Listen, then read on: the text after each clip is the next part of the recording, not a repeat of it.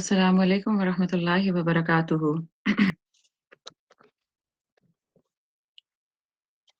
ہم تلاوت قرآن کریم سے شروع کرتے ہیں۔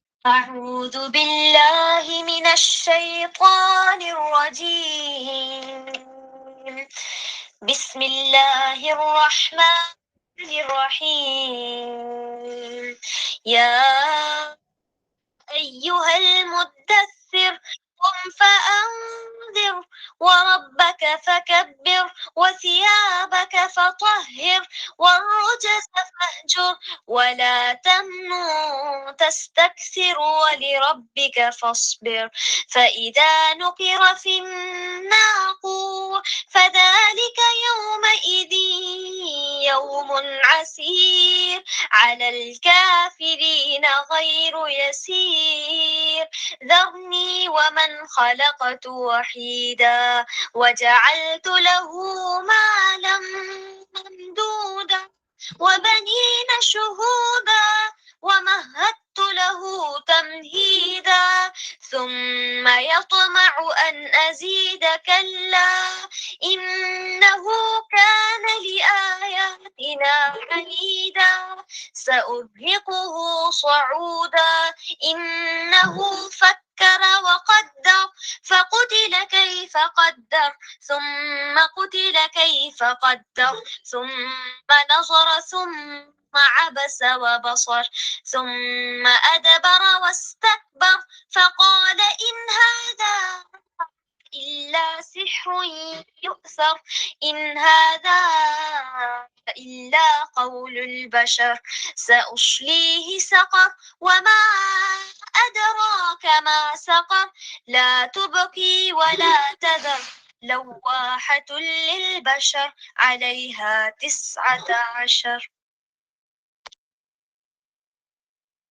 سبحان ربك رب العزة عما يصفون وسلام على المرسلين والحمد لله رب العالمين۔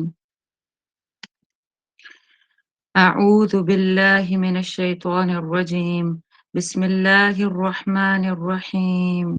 الحمد لله نحمده ونستعينه ونستغفره ونعوذ بالله من شرور أنفسنا ومن سيئات أعمالنا، من يهده الله فلا مضل له ومن يضلل فلا هادي له۔ بسم الله الرحمن الرحيم، رب اشرح لي صدري ويسر لي أمري واحلل عقدة من لساني يفقه قولي واجعل لي وزيرا من أهلي، اللهم إنا نسألك علما نافعا ورزقا طيبا وعملا متقبلا، اللهم أرنا الحق حقا وارزقنا اتباعه وأرنا الباطل باطلا وارزقنا اجتنابه، اللهم اجعلنا من أهل القرآن، اللهم صل على محمد وعلى آل محمد كما صليت على إبراهيم وعلى آل إبراهيم إنك حميد مجيد، اللهم بارك على محمد وعلى آل محمد كما باركت على إبراهيم وعلى آل إبراهيم إنك حميد مجيد۔ الحمدللہ ثم الحمدللہ کہ آج اللہ سبحانہ و تعالیٰ نے ہمیں پھر موقع عطا کیا کہ ہم مل بیٹھ کے قرآن پڑھ اور سمجھ سکیں، اور اللہ سبحانہ و تعالیٰ سے دعا ہے کہ ہمیں وہ سمجھ عطا کرے جو سیدی رسول اللہ صلی اللہ علیہ وسلم اور اصحابہ کرام کو عطا ہوئی، کہ ہم اسی طریقے سے قرآن کو اپنا مقصد بنا کے چل سکیں، آمین یا رب العالمین۔ ہم لوگ آج قرآن ان ریولیشن آرڈر کا دوسری سورہ کا سیکنڈ پارٹ کر رہے ہیں۔ اس سے پہلے ہم نے سورہ العلق کے 2 سیشنز کیے الحمدللہ، اور تھرڈ جو ہمارا سیشن تھا وہ سورہ مدثر کی پہلی 7 آیات ہم نے کی تھیں، اور آج بإذن اللہ تعالی آیا نمبر 8 سے لے کے آیا نمبر 30 تک، یعنی آیا نمبر 8 سے 30 تک انشاءاللہ العزیز ہم لوگ کور کرنے کی کوشش کریں گے۔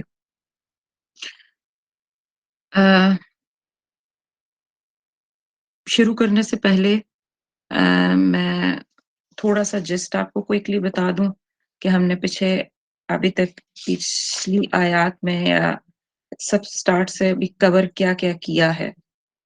تو سب سے پہلے تو آپ کو ہم نے ایک اچھے طریقے سے جان لیا کہ ہمارا جو قرآن اینڈ ریولیشن آرڈر ہے، ہم اس آرڈر میں پڑھ ہی کیوں رہے ہیں۔ تو یہ بات ہمیں پتہ ہونی چاہیے کہ ہم اس آرڈر میں اسی لیے پڑھ رہے ہیں کہ ہم دیکھ سکیں قرآن کو رسول صلی اللہ علیہ وسلم کی روشنی میں، اور جب ہم سیرہ کے ساتھ کہ سیدی رسول اللہ صلی اللہ علیہ وسلم پہ کیسے ایک ایک آیت نازل ہوئی اور کیسے سٹیپ وائز گائیڈنس انہیں ملتی رہی، اور کیسے انہوں نے اللہ سبحانہ و تعالیٰ کا رب ہونا جب ڈکلیئر کیا کہ صرف اللہ ہی لا لیجسلیٹر ہے، صرف اللہ ہی لا میکر ہے، کوئی اور جو ہے کیا جو آواز ہے وہ کلیئر ہے؟ شعیب بتائیے گا کائنڈلی، آواز آ رہی جی ہے؟ جی آپ آواز کلیئر ہے۔ کچھ لوگوں کو پرابلم ہے، جن کو پرابلم ہو رہی ہے وہ پلیز لیو کر کے دوبارہ سے جوائن کر لیں، آ جائے گی انشاءاللہ۔ جی جزاکم اللہ خیر۔ اعوذ باللہ من الشیطان الرجیم۔ تو سیدی رسول اللہ صلی اللہ علیہ وسلم نے کس طریقے سے قرآن کے نزول کے ساتھ جو سٹیپ وائز انہیں گائیڈنس مل رہی تھی، پھر کس طریقے سے انہوں نے اس قرآن سے پوری امہ ڈیلیور کروائی، قرآن سے پوری امہ ڈیلیور کروائی، اور کس طریقے سے اللہ سبحانہ و تعالی ان کو ہر پوائنٹ پہ ڈائریکٹ اور ری ڈائریکٹ کرتے رہے، وہ جرنی ہم دیکھنا چاہتے ہیں تاکہ ہم بھی اس قرآن سے اسی طریقے سے ہم کھڑے ہوں جس طرح سید رسول اللہ صلی اللہ علیہ وسلم نے اس میں سے ایک امہ ڈیلیور کروائی، جو امہ پھر الحمدللہ ہمیں پتہ ہے کہ اس امہ ہی کی بنیاد پہ، یعنی صحابہ کرام اور سید رسول اللہ صلی اللہ علیہ وسلم کی قیادت میں مدینہ کی ریاست اور ایک پورا نظام قائم ہوا۔ تو ہم وہیں دیکھنا چاہتے ہیں، وہیں ویژولائز کرنا چاہتے ہیں دوبارہ، تاکہ انشاءاللہ العزیز ہم سید رسول اللہ صلی اللہ علیہ وسلم کا وہ مقصد جو قرآن کے ذریعے اللہ نے انہیں عطا کیا، ہم بھی اس کو دیکھیں اور اس پہ انشاءاللہ العزیز اس مقصد کو جئیں۔ سورہ علق میں ہم نے پہلی ہی آیت میں دیکھ لیا تھا کہ اللہ سبحانہ و تعالیٰ کا رب ہونا بتا دیا گیا کہ بسم اللہ اقرأ بسم ربک الذی خلق، کہ اللہ سبحانہ و تعالی رب ہے، اور رب وہ ہے جس نے تخلیق کیا ہے، جس نے کریٹ کیا ہے، اس کے سوا رب کوئی نہیں ہو سکتا۔ اور رب کون ہے؟ جو لا لیجسلیٹر ہے، جس کی طرف سے جو بھی چیز آئے گی اسے ہم نہ نہیں کر سکتے۔ یہ ہم نے رب کی ڈیفینیشن پڑھی تھی، اور میں نے یہ بتایا تھا کہ ہم بیسک اس ڈیفینیشن کو لے کے چلیں گے، لیکن رب کے 5-6 اور بھی معنی آتے ہیں، بلکہ بہت وسعتیں ہیں اس ورڈ کے اندر۔ وہ پالنے والا ہے، وہ نرچر کرنے والا ہے، وہ نرش کرنے والا ہے، پروٹیکٹ کرنے والا ہے، ہر طریقے سے ہماری ایگزسٹنس کو کیری آن کرنے والا، اس کو کمال تک پہنچانے والا رب ہی ہے۔ تو رب اگر سارا کچھ ہے تو سبحان ربی الاعلیٰ، پھر اسی رب کی مان کے چلنی ہے، اپنی نہیں۔ اس کے بعد ہم نے یہ دیکھا تھا کہ ہمارے جتنا بھی علم ہے، اس علم کا سورس اللہ سبحانہ و تعالیٰ کی ذات ہے۔ اسی کے ساتھ ہم نے چند امپورٹنٹ اور باتیں جو دیکھی تھیں وہ کیا تھیں کہ اقامت دین ہماری زندگیوں کا مقصد ہے، اقامت دین ہماری زندگی کا مقصد ہے۔ یہ میں سورہ علق کے لیسنز چند بتا رہی ہوں، اور فائنلی اللہ سبحانہ و تعالیٰ نے اسی صورت کے اندر سید رسول اللہ صلی اللہ علیہ وسلم کو بتا دیا، اس آخری آیت جو اس سورہ کی ہے کہ کَلَّا لَا تُطِعْهُ وَاقْتَرِب، کہ ہرگز بھی اس آیت میں اسپیشل ریفرنس تو ابو جہل کی طرف ہے، لیکن پھر یہ اوپن ہے آیت کے سید رسول اللہ صلی اللہ علیہ وسلم اور پھر ہم ساری کی ساری امت کو یہ بات کہ کسی ایسے کے آگے نہیں جھکنا جو اللہ کو رب نہیں مانتا. کسی کے آگے جھکنا ہی نہیں ہے رب کے سوا.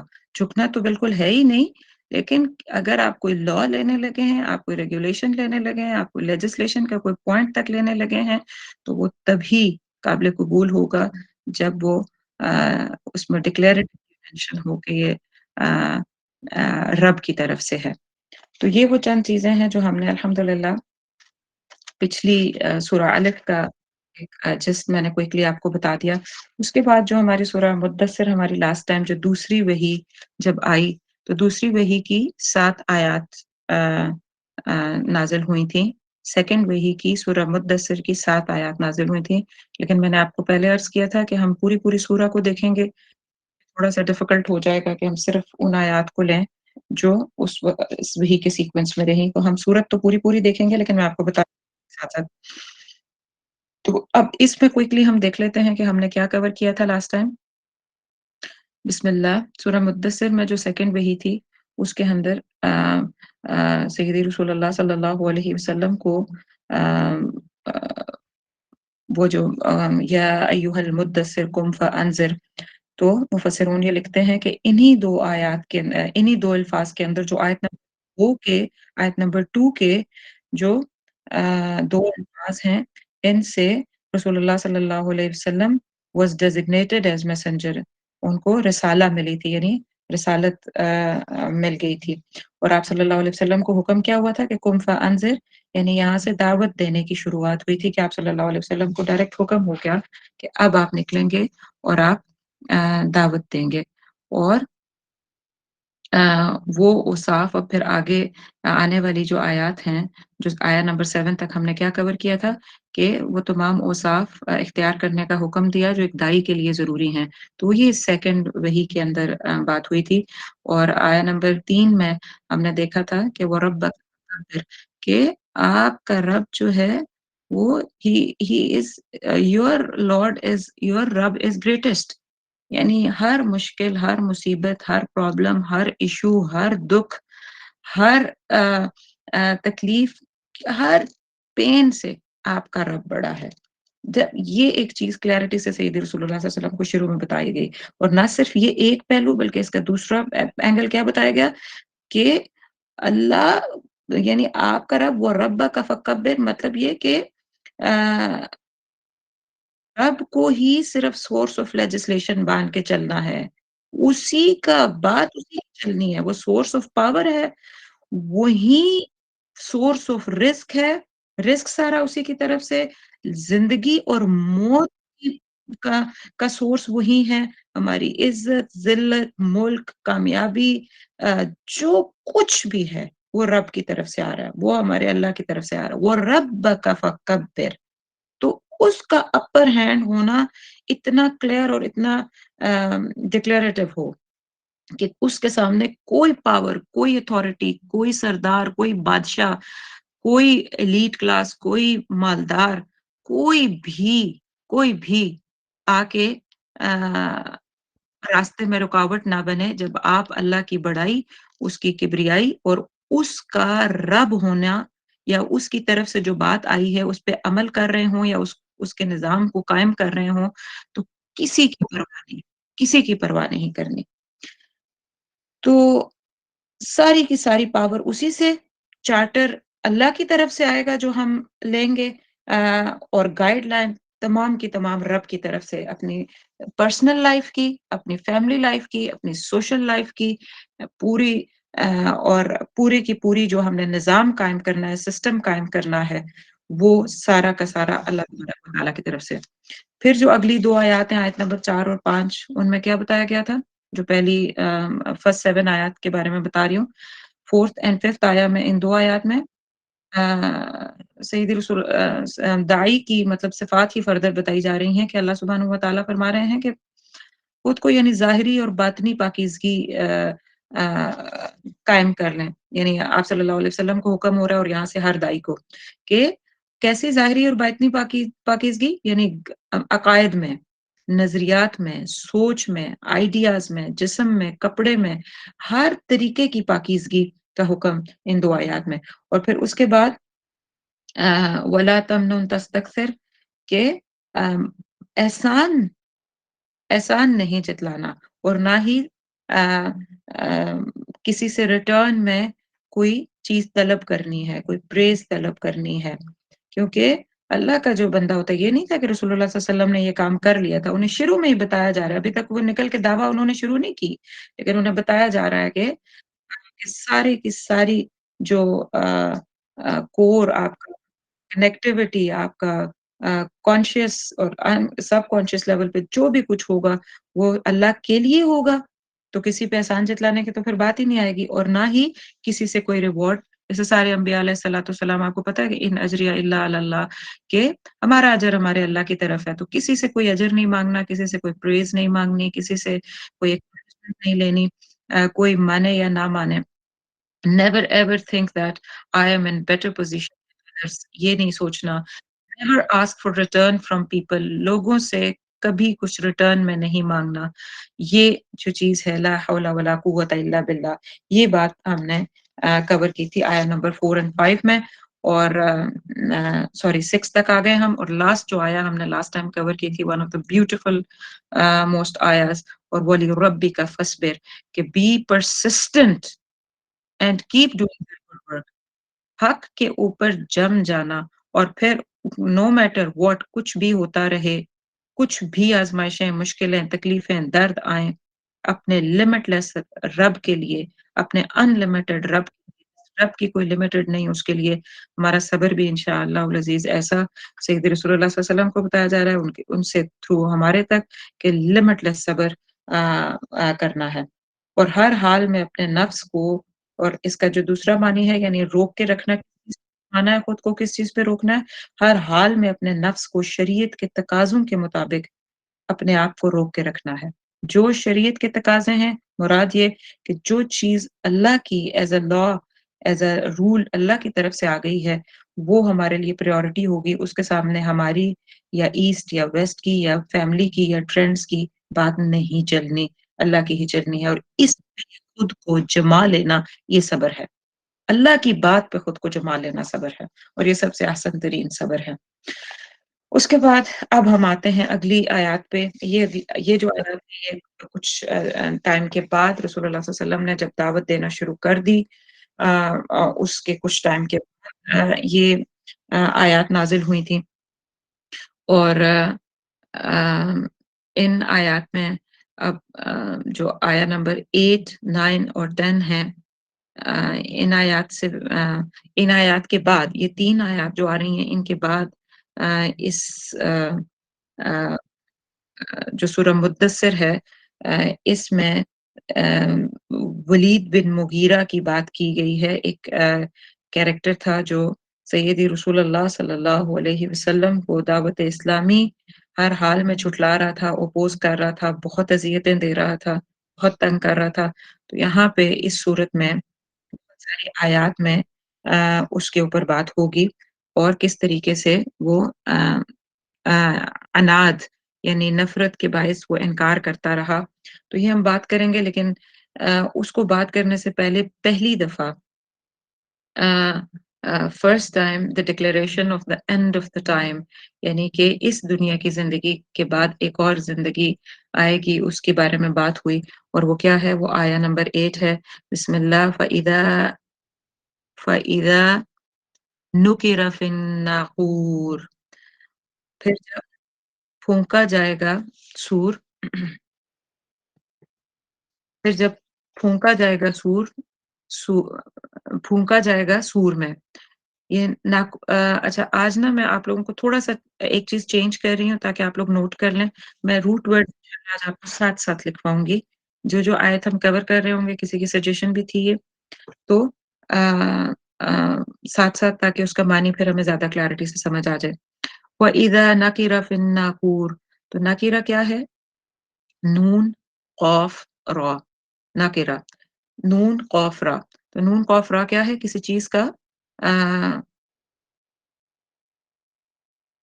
کا کھٹکھٹانا، کسی چیز کا کھٹکھٹانا. اور مجاہد رحمہ اللہ علیہ اور کچھ علماء نے اس کے بارے میں یہ بھی لکھا کہ یہ بگل جیسی ایک چیز ہوتی ہے. تو آپ کو پتہ ہے کہ جو اسرافیل علیہ السلام جو one of the archangel جو بڑے ایک فرشتے ہیں، ان کی جاب یہ ہے کہ انہوں نے منہ میں وہ سور رکھا ہوا ہے، یہ اس کی طرف اشارہ ہے کہ جب پھر سور پھونک دیا جائے گا فَذَلِكَ يَوْمَئِذٍ يَوْمَ فَذَلِكَ يَوْمَئِذٍ يَوْمٌ عَسِيرٌ، تو وہ اس دن کس دن ہوگا؟ وہ دن بہت عسیر دشوار ہوگا، یہ بڑا مشکل دن ہوگا۔ یہ کس دن کی بات ہو رہی ہے؟ یومئذ، یہاں پہ کس دن کی طرف اشارہ ہے؟ قیامت کا دن، کہ جب سور پھونک دیا جائے گا، جب سور میں پھونک ماری جائے گی اور قیامت کا دن برپا ہو جائے گا، تو یہ بہت سخت دن ہوگا۔ یہ قیامت exactly the day of judgement کی بات ہو رہی ہے کہ جب سور پھونکنے کے بعد قیامت برپا ہوگی اس دن کی۔ علی الکافرین غیر یسیر، کافروں پر نہ ہوگا آسان۔ علی الکافرین، علی پر کے سینس میں آتا ہے اوپر، یعنی کافروں کے لیے، کافروں کے اوپر غیرہ نہیں یسیر، آسان نہیں ہوگا۔ کافروں سے کون مراد ہے یہاں پہ؟ کہ اللہ اور ان کے انبیاء علیہ الصلوۃ والسلام کا انکار کرنے والے۔ in the specific context of course اللہ اور رسول اللہ صلی اللہ علیہ وسلم کا انکار کرنے والے، اور تفسیر فی ظلال القرآن میں یہ دن بہت مینشن کیا گیا کہ یہ دن بہت سخت ہوگا، کوئی نرمی نہیں ہوگی اس دن میں، اور سخت تنگی ہوگی، لہٰذا اس کے بارے میں محتاط ہو جاؤ اور سور کے بجنے کی تیاری کر لو۔ تو یہاں پہ پہلی دفعہ جب ہم یہ دیکھتے ہیں، کیونکہ ہم ساتھ امیجن بھی کر رہے ہیں کہ کیسے سیدی رسول اللہ صلی اللہ علیہ وسلم نے غار حرا سے سٹارٹ کیا، پھر غار حرا میں وحی آئی، پھر پہلی وحی میں کیا چیزیں ہمیں پتہ چلیں ہم نے وہ دیکھ لیں، دوسری وحی میں کیا چیزیں آئیں وہ دیکھ لیں، اور اب ہم یہ پڑھ رہے ہیں کہ پہلی دفعہ جو declaration of the and of the time آیا ہے کہ یہی زندگی، تو اگر ہم یہ بھی تھوڑا لمحے بھر کے لیے امیجن کر لیں کہ اس زندگی نے ہمیشہ نہیں رہنا، اس زندگی نے ہمیشہ نہیں رہنا، اور ہماری آنکھیں بند ہونی ہے اور ہمارا آخرت ہو جانی ہے، تو وہ دن آسان نہیں ہوگا، وہ دن مشکل ہوگا۔ اور ہمیں جب یہ آیات قیامت کی، آخرت کی آیات آتی ہیں تو ایک لمحے کے لیے سوچنا چاہیے تو کہ کوئی تو صبح ہوگی جس کی شام میں نہیں ہوں گی، یا کوئی شام تو ہوگی جس کی صبح میں نہیں کروں گی یا میں نہیں ہوں گا۔ تو یہ چیز ہمیں تھوڑا واپس اس بات پہ سوچنے پہ مجبور کرتی ہے کہ جس طرح کی غفلت والی زندگی ہم گزار رہے ہیں، یہ غفلت جو ہے نا وہ موت کی یاد ہو سکتی ہے۔ تو کثرت سے اس حدیث میں بھی آپ کو پتہ ہے، میں نے لاسٹ ٹائم بھی کوٹ کی تھی حدیث کہ آپ صلی اللہ علیہ وسلم نے فرمایا کہ کثرت سے موت کو یاد کیا کرو، کہ یہ کثرت سے موت کو یاد کیا کرو کہ اسی سے ٹوٹنا ہے، اس حدیث کا مفہوم ہے یہ۔ تو موت کی یاد جو ہے وہ ایک ایسی چیز ہے جو انسان کو واپس یکسو کر دیتی ہے، واپس اس کی غفلت جو ہے وہ اس کو توڑنے کا باعث بنتی ہے، اس غفلت کو، پردے کو ہٹانے کا باعث بنتی ہے۔ تو اللہ سبحانہ و تعالیٰ سے دعا ہے کہ اللہ ہمیں ان غفلتوں سے باہر نکالے اور ہمیں موت کی تیاری کرنے والا بنا دے۔ اب ان 3 آیات کے بعد جو ہے میں نے پہلے جیسے ذکر کیا کہ اب دعوت اسلامی جھٹلانے والے ایک شخص، یعنی مفسرون، بہت بڑی تعداد میں مفسرون جو پوائنٹ کرتے ہیں وہ ولید بن مغیرہ کا ہی کرتے ہیں، کہ ولید بن مغیرہ ہے جو ان آیات کا ڈائریکٹ مخاطب ہے۔ لیکن بہرحال آپ کو پتہ ہے کہ قرآن جو ہے وہ کسی خاص شخص کو جب مخاطب کرتا ہے تو اس سے بھی بہرحال مطلب بہت وسعت کے ساتھ رہتی دنیا تک کے لیے، سب کے لیے نکل رہے ہوتے ہیں۔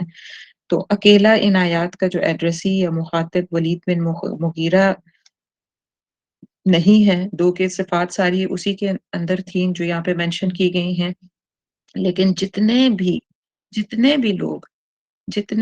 لوگ ولید بن مغیرہ کی طرح متکبر ہیں، خود پسند ہیں، سیلف سینٹرڈ ہیں، اپنے مال پہ اترانے والے ہیں، اپنی پاور اینڈ اتھارٹی کا مس یوز کرنے والے ہیں، وہ سارے کے سارے. اور ان میں سے ضروری نہیں ہے کہ آپ کے ذہن میں کوئی بہت بڑے مالدار اور ورلڈ پاورز آئیں.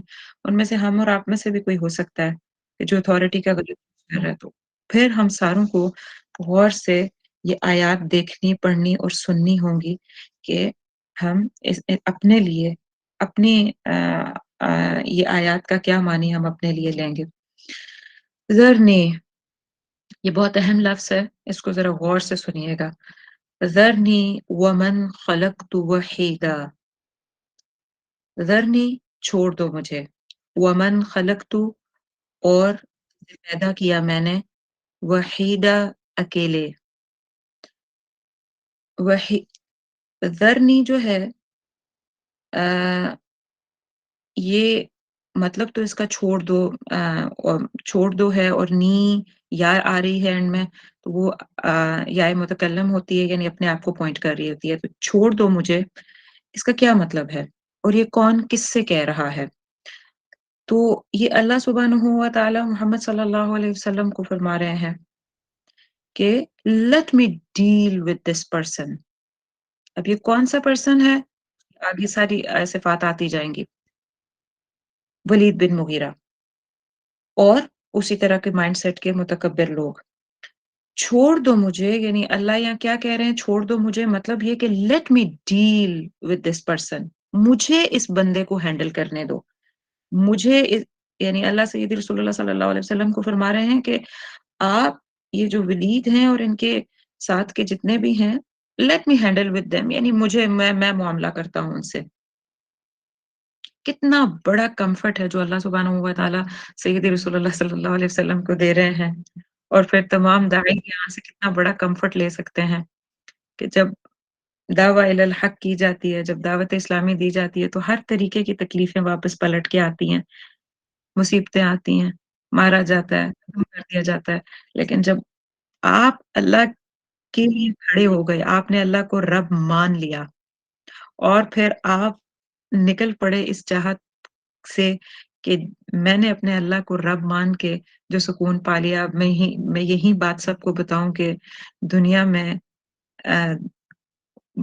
بہت سارے ناخداؤں کے سامنے جھک کے ان کے لا اینڈ آئیڈیالوجیز لینے کے بجائے ایک رب کو مان کے اس کے لاز کو، اس کی بات کو لے کے چلنا ہے، اس پہ عمل کرنا ہے، اور اسی کے مطابقت سے زندگی گزارنی ہے. ہماری زندگی کا مقصد ہی یہ ہے.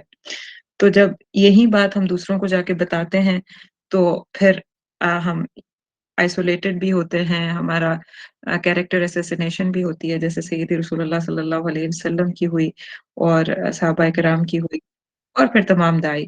تو یہ ایک جو لفظ ہے نا، اس کا ذرا کانٹیکس دیکھیے گا. جب ہم سورہ قلم پڑھیں گے یہ اس میں بھی آتا ہے، یہ پھر اور جگہ پہ بھی آئے گا. تو اس ورڈ کو آپ اچھے سے یاد کر لیں. تو اس کا مطلب کیا ہوا کہ ذرنی، اللہ سبحانہ و تعالیٰ سید رسول اللہ صلی اللہ علیہ وسلم کو فرما رہے ہیں، تسلی دے رہے ہیں. What a great comfort he is giving to Sayyid Rasulullah sallallahu alaihi wasallam, that let me handle with these. آپ پریشان نہ ہو، let me handle with these. وَمَنْ خَلَقْتُ وَحِيدًا، اور جسے پیدا کیا میں نے وحیدہ. خلقتو خلقہ سے ہے، خا لام قاف، خلقہ وہی جو اقرأ بسم ربک الذی خلق کے وقت بھی آیا تھا، اور خلقتو میں نے جسے پیدا کیا. ٹھیک ہے، یہ وہ ہے فعل ماضی. خلقتو پیدا کیا میں نے، وحیدہ اکیلے. اور میں نے وحیدہ کے دو معنی ہیں، دو معنی دیکھ لیجئے، پھر ہم اس کی وضاحت دیکھتے ہیں. کیا کیا دو معنی ہیں وحیدہ کے؟ اکیلے کا کیسے مطلب ہے کہ اکیلا، یعنی یہ ولید بن مغیرہ کے بارے میں بات کی جا رہی ہے کہ وحیدہ یعنی اس کو وہ اکلوتا بیٹا تھا. بعض مفسرون لکھتے ہیں کہ اللہ نے وحیدہ ولید بن مغیرہ کے لیے یوز کیا ہے، اس لیے کہ وہ اکیلا مطلب اپنے پیرنٹس کی اکیلی اولاد تھا، تو اس وجہ سے. اور دوسرا معنی یہ آتا ہے کہ اللہ سبحانہ و تعالیٰ فرما رہے ہیں وحیدہ کہ یہ خالی ہاتھ پیدا ہوا تھا، یعنی مال اور متاع، اولاد اور جتنا بھی اس کی اتھارٹی اینڈ پاور تھی وہ لے کے تو نہیں پیدا ہوا تھا. وہ خالی ہاتھ، اکیلا، تنہا پیدا ہوا تھا، اور ایمٹی ہینڈڈ پیدا ہوا تھا. تو اب یہاں پہ تفسیر فی ظلال القرآن میں بھی اس کے بارے میں آتا ہے. اللہ سبحانہ و تعالیٰ فرماتے ہیں کہ وہ شخص جسے میں نے اکیلے پیدا کیا تھا اور اس وقت اس کے پاس ان چیزوں مال و اہل میں سے کوئی بھی چیز نہیں تھی جن پہ یہ فخر کرتا. مال و متاع، اولاد، اس کے بارے میں آتا ہے کہ اولاد، کچھ مفسرون نے لکھا ہے کہ ولید بن مغیرہ کے 10 بیٹے تھے، کچھ نے لکھا ہے 13 تک بھی لکھا ہے کہ 13 بیٹے تھے. تو اس کی جو اولاد تھی، اس کے جو معاشرے میں جو اس کو عزت اور مرتبہ تھا، ایک جو تھا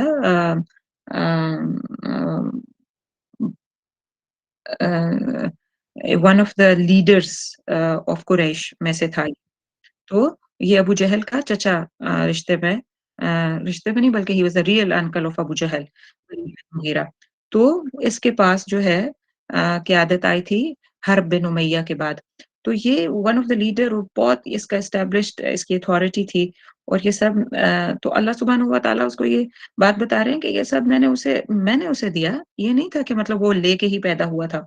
اور اب یہ ان سب پہ اترا کر، ان سب پہ اکڑ کے، ان سب یہ مال اور متاع اور یہ اتھارٹی کی وجہ سے وہ تحریک اسلامی کے خلاف جنگ کرنا شروع ہو گیا، وہ سازشیں کر رہا ہے. تو پھر اللہ کہہ رہے ہیں کہ اسے میرے ذمہ چھوڑ دو، اسے میرے ذمہ چھوڑ دو ذرنی، تو میں ہی اس سے نمٹ لوں گا.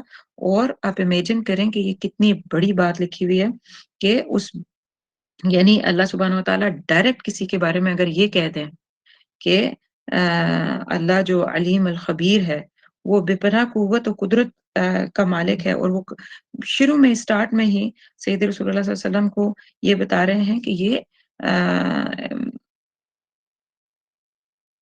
کہ اس کو میرے حوالے کر دو، یعنی جو بھی anybody standing against you, ان کو میرے حوالے کر دو، میں دیکھ لوں گا. تو یہ کتنی بڑی تسلی ہے. اور سوچیں کہ جو بندہ اللہ کے دین کو یا اللہ کے دین کی اسٹیبلشمنٹ کو یا اللہ کے دین کی بات کو سننے سے، اس کو اس کے قیام سے کسی بھی درجے پر روکتا ہے، تو پھر اللہ اس کے بارے میں کیا کہہ رہے ہیں. یعنی گویا وہ خود کو اس پوائنٹ پہ کھڑا دیکھے کہ اللہ اس کے خلاف کھڑے ہیں.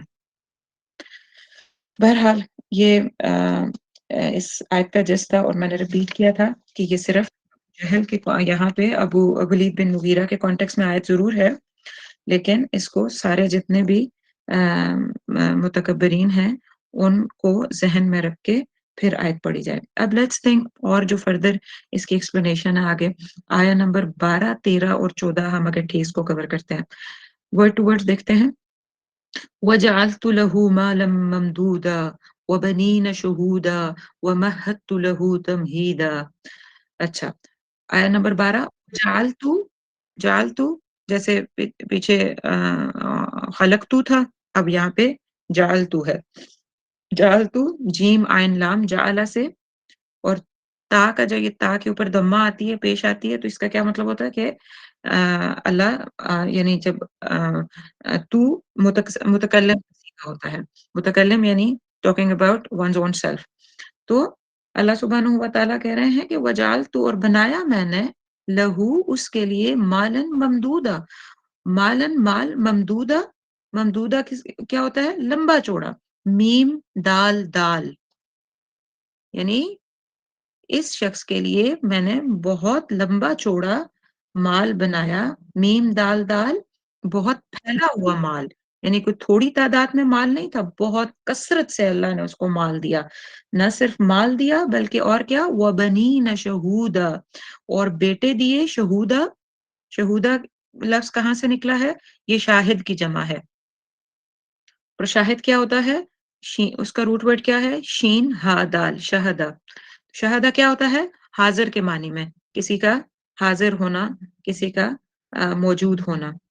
تو وَبَنِينَ شَهُودًا اس کا کیوں آیا ہے کہ بیٹے ایسے تھے، یہ جو کسی نے لکھا ہے 10 تھے اور کچھ لکھتے ہیں 13 تک بیٹے تھے. 10 سے 13 کی تعداد کے جو بیٹے تھے، ان میں سے ایک خالد بن ولید رضی اللہ تعالی عنہ بھی تھے. بہرحال اس وقت تک جب یہ بات ہو رہی ہے، اس وقت تو یہ بیٹے عمر میں کم تھے. تو یہ جو بات آئی کہ بنین شہودہ، اس کا مطلب کیا بنا؟ مطلب یہ بنا کہ یہ سارے کے سارے جو بیٹے تھے، یہ ہر وقت باپ کے ساتھ حاضر رہتے تھے. اور انہیں کہیں باہر نہیں جانا پڑتا تھا، انہیں کہیں ٹریڈ کے لیے، کہیں کسی کام کے لیے باہر نہیں جانا پڑتا تھا۔ اس کی وجہ کیا ہے وہ میں ابھی آپ کو دوبارہ تفسیر میں بتاتی ہوں، اور تیسری آیت بھی اکٹھی دیکھ لیتے ہیں، پھر میں اس کے پوائنٹس ڈسکس کرتی ہوں۔ وَمَهَّدتُّ لَهُ تَمْهِيدًا، وَمَهَّدتُّ، مہد کیا ہے؟ میم ہا دال مہد، پڑھتے ہیں نا مہد سے لحد تک، تو یہ وہی ہے مہدتُّ لَهُ تَمْهِيدًا، دونوں کا روٹ ورڈ سیم ہے، مہتا اور تمہیدہ، میم ہا دال، کسی چیز کو تیار یا ہموار کرنا، وسعت کے معنی بھی آتے ہیں، کسی چیز کو وسعت دینا، ہموار کرنا، اس کو پھیلانا، جو بھی معنی آپ لے لیں۔ تو اب کیا بات اللہ سبحانہ و تعالیٰ یہاں فرما رہے ہیں کہ یعنی اس کو ولید بن مغیرہ کی بات ہو رہی ہے کہ اللہ سبحانہ و تعالیٰ نے اس کو مال، مویشی، کھیت، باغات، کاروبار، تجارت سب کچھ دیا، اور ہر قسم کا لمبا چوڑا مال عطا کیا۔ اور مفسرون اس میں لکھتے ہیں، کچھ مفسرون نے اس کو یہ بھی لکھا ہے کہ یعنی اس کی منتھلی انکم جو پے در پے جاری رہنے والا مال تھا، یا مہینہ با مہینہ نفع جو تھا وہ اس کا اتنا زیادہ تھا کہ اس کو کہیں باہر جانا ہی نہیں پڑتا تھا کچھ کرنے کے لیے، یعنی اس کی انویسٹمنٹس اتنی ہوئی ہوئی تھی، بہت زیادہ مال و متاع آتا تھا۔ اور اسی طریقے سے قرطبی فرماتے ہیں کہ یہ مال ولید کا مکہ مکرمہ اور طائف میں تھا، جس میں اونٹ، جانور، گھوڑے، باغات، غلام، لونڈیاں سب کچھ تھا۔ اور ابن عباس رضی اللہ تعالیٰ کہتے ہیں کہ اس کا نفع جو تھا وہ 1000 دینار تھا۔ اس کا نفع جو اس کے مطلب چیزیں انویسٹڈ تھیں اس میں سے جو نفع آتا تھا ریگولر، اس کا وہ 1000 دینار تھا۔ تو یہ اتنا تو اس کی آیت نمبر 12 کے بارے میں کہ وَجَعَلْتُ لَهُ مَالًا مَمْدُودًا، اتنا اس کا پھیلا ہوا مال، اتنی اس کی انویسٹمنٹ، اتنا یہ جو آج کل ہم بھی کبھی یہ نعرہ لگا دیتے ہیں نا کہ وی آر سیلف میڈ، ہم تو بہت شروع سے ہم نے بالکل زیرو سے شروع کیا، ہمارے پاس کچھ بھی نہیں تھا، میں نے تو سارا کچھ خود بنایا، سب کچھ میں نے خود کیا، اور ساری کی ساری چیزیں میری ہی محنت اور میری اپنی کوشش اور میرے جو مینیجریل سکلز ہیں اس کے تحت میں یہ اتنا بنا پایا ہوں یا بنا پائی ہوں۔ تو وہ لوگ بھی یہ آیت غور سے سن لیں کہ اللہ فرما رہے ہیں کہ وَجَعَلْتُ لَهُ مَالًا مَمْدُودًا، یہ صرف اس کی بات نہیں ہے، یہ ہر اس کی بات ہے جو خود سوچتے ہیں کہ میں نے سب کچھ کیا ہے۔ تو جب یہ میں بہت اوپر چلی جاتی ہے نا تو پھر اللہ پیچھے سے غائب ہو جایا کرتے ہیں، پھر انسان خود ہی رہ جاتا ہے۔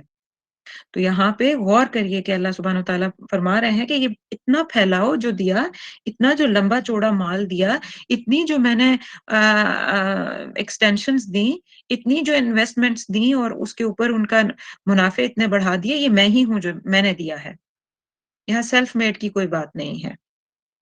وَبَنِينَ شَهُودًا، اور ہر وقت خدمت میں حاضر رہنے والے بیٹے، ہر وقت خدمت میں حاضر رہنے والے بیٹے سے کیا مراد ہے؟ میں نے ابھی آپ کو بتایا کہ مفسرون لکھتے ہیں کہ اگر کوئی نہ بھی ہوتا ولید بن مغیرہ کے ارد گرد تو اس کے 12-13 یہ بیٹے اس کی مجلس میں ہر وقت رہتے تھے، اور ایسے ہی لگتا تھا کہ اس کے گھر کے اندر ہر وقت ایک مجلس قائم رہتی تھی،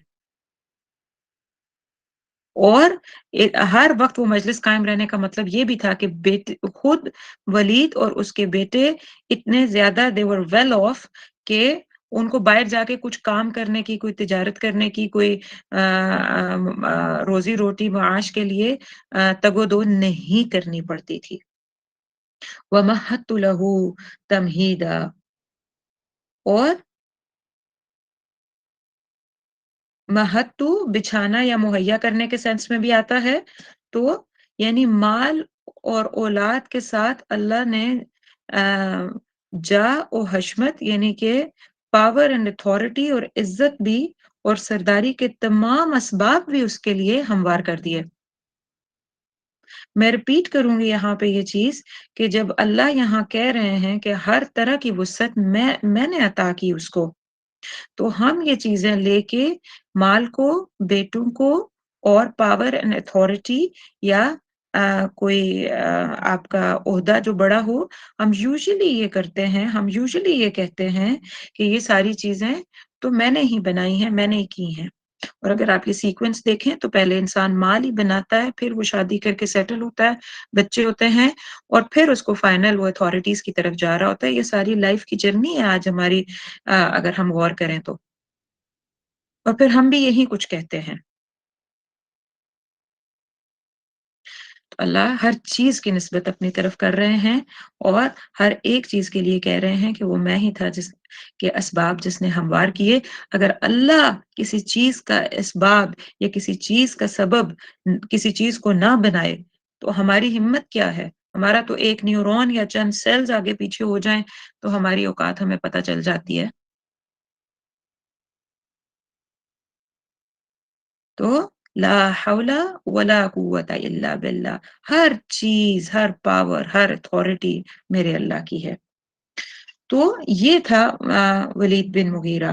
ثم یطمع ان ازید، ثم یطمع ان ازید، ثم پھر، یطمع طمع سے، ہم اردو میں بھی بولتے ہیں نا لفظ تو میم عین طمع، ان ازید، ازید زا یا دال، جو زیادہ ہم اردو میں بولتے ہیں یہ اسی سے ہے۔ جو اردو کے لفظ ہوں گے میں ساتھ بتاؤں گی تاکہ آپ لکھ سکیں اور آپ کو یہ لفظ پھر کبھی یاد رہیں، ہائی لائٹ کر کے لکھ لیں کہ یہ ہم سائٹ میں کہ یہ ہم بولتے ہیں۔ تو ثم یطمع ان ازید اکٹھا مشکل لگتا ہے، لیکن اگر دیکھیے تو طمع کا لفظ ہے اس میں، اور ازید وہی زیادہ سے، وہی زا یا دال سے۔ کیا چیز ہے؟ طمع کیا ہوتا ہے؟ تو میم عین جو ہے وہ کیا چیز ہے؟ نفس کا کسی چیز کی طرف خواہش کے ساتھ میلان، نفس کا کسی چیز کی طرف خواہش کے ساتھ جھک جانا، کہ آپ کا نفس بیکاز آف دا ڈیزائرز کسی خاص طرف بار بار ڈائریکٹ ہو رہا ہو، جھک رہا ہو، ٹلٹڈ ہو۔ اور ثم جو ہے یہاں پہ، ثم یہاں پہ کس لیے آیا ہے؟ پھر کے معنی میں زیادہ نہیں آیا، دو کہ ہمیں معنی اس کا پھر ہی لکھا ہوتا ہے ٹرانسلیشن میں، لیکن یہاں پہ ثم تعجب کا اظہار ہے، حیرت ہے۔ کس بات پہ حیرت ہے؟ اللہ سبحانہ و تعالیٰ کیا فرما رہے ہیں؟ ثم یطمع ان ازید کلا، ہرگز نہیں، یعنی اللہ کہہ رہے ہیں کہ تعجب ہے، حیرت ہے کہ ابھی بھی یطمع طمع رکھتا ہے، لالچ رکھتا ہے، گریڈ رکھتا ہے، تمنا رکھتا ہے، چاہتا ہے۔ کون؟ ولید بن مغیرہ، ان ازید، کہ اس کو زیادہ دیا جائے۔ یعنی یہ اتنا زیادہ نافرمان ٹھہرا ہے، اس نے اللہ کے رسول صلی اللہ علیہ وسلم کو، اگلی آیات میں ہمیں پتہ چلے گا کہ کتنا اپوز کیا، کتنا حق جاننے کے باوجود اس نے رسول اللہ صلی اللہ علیہ وسلم کا راستہ اور اسلام کا راستہ اور اللہ کی طرف جانے کا راستہ نہ صرف خود پہچاننے کے بعد وہ نہ گیا، بلکہ باقی سارے لوگوں کو بھی رسول اللہ صلی اللہ علیہ وسلم سے دور رہنے کا پورا پلاننگ کی، جو آج ہم ابھی ان اگلی آیات میں پڑھیں گے۔ تو اللہ کہہ رہے ہیں کہ اتنا کچھ کرنے کے بعد ثم یطمع ان مزید، کہ پھر وہ چاہتا ہے، پھر وہ طمع رکھتا ہے کہ اسے زیادہ ملے، کلا، ہرگز نہیں۔ انہ کان لآیاتنا عنیدا، ہرگز نہیں، نو، میں نہیں دوں گا اور اسے۔ انہو، کیوں؟ کس لیے نہیں دیں گے؟ Why Allah wouldn't be giving him more؟ اور in other way past tense میں آپ دیکھ لیں صرف ولید بن مغیرہ، why Allah wouldn't have given him more؟ اس لیے کہ انہو کان لآیاتنا عنیدا، کیونکہ وہ تھا لآیاتنا، اللہ کی نشانیاں، اللہ کی آیات، اللہ کی طرف سے جو بھی حق آتا تھا، عنیدا، وہ کیا کرتا تھا؟ وہ ان سے سخت عناد رکھتا تھا۔ اور عنیدا کیا ہے؟ اس کا روٹ ورڈ ہے عین نون دال، عین نون دال، اور عین نون دال کیا ہوتا ہے؟ انیدا یا انیدو، یہ کیا چیز ہوتی ہے؟ حق کی مخالفت کرنا، to be obstinate, stubbornness. کہ وہ ریکگنائز کرتا تھا، لکھیے یہ بات کہ he recognized the truth, he recognized the signs، نشانیاں پہچان گیا تھا، and then he denied them، پھر اس نے انکار کیا۔ تو عنید کا کہ عنید یا اند یا عنیدو کا کیا مطلب نکلا؟ یعنی اس کا مسئلہ کیا تھا؟ ولید بن مغیرہ کا عناد مسئلہ تھا، اور عناد کیا ہے اس کو جانیے، اس لیے کہ یہ مسئلہ صرف ادھر نہیں ہے، یہ مسئلہ ہم میں بھی ہے، اور وہ کیا مسئلہ ہے؟ سٹبننس، حق کو بار بار دیکھنا، اس کو فیکچولی انالائز کرنا کہ بائی فیکٹ یہ بات ٹھیک ہے، یہ صحیح بات ہے، یہ سچائی ہے، نظر آئے، لیکن پھر بھی حق کو نہ ماننا، اس کا انکار کر دینا، اس کے سے اعراض برتنا، مراد یہ کہ یہ سائڈ کر کے گزر جانا، سنی انسنی کر دینا، یہی عنیدہ ہے، یہی عناد ہے۔ حضرت ابن عباس رضی اللہ تعالیٰ نے فرمایا کہ بہت زیادہ انکار کرنے والا جو ہے وہ عنیدہ کا مطلب ہے، ضد اور ہٹ درمی کرنے والا۔ تو ولید بن مغیرہ عناد کی وجہ سے حق کے دلائل کو رد کر دیتا، اور وہ جتنے بھی اشارات، جتنے بھی سائن، نشانیاں، سید رسول اللہ صلی اللہ علیہ وسلم کی دعوت دینا، صحابہ کرام کا دین کے لیے قربانیاں دینا،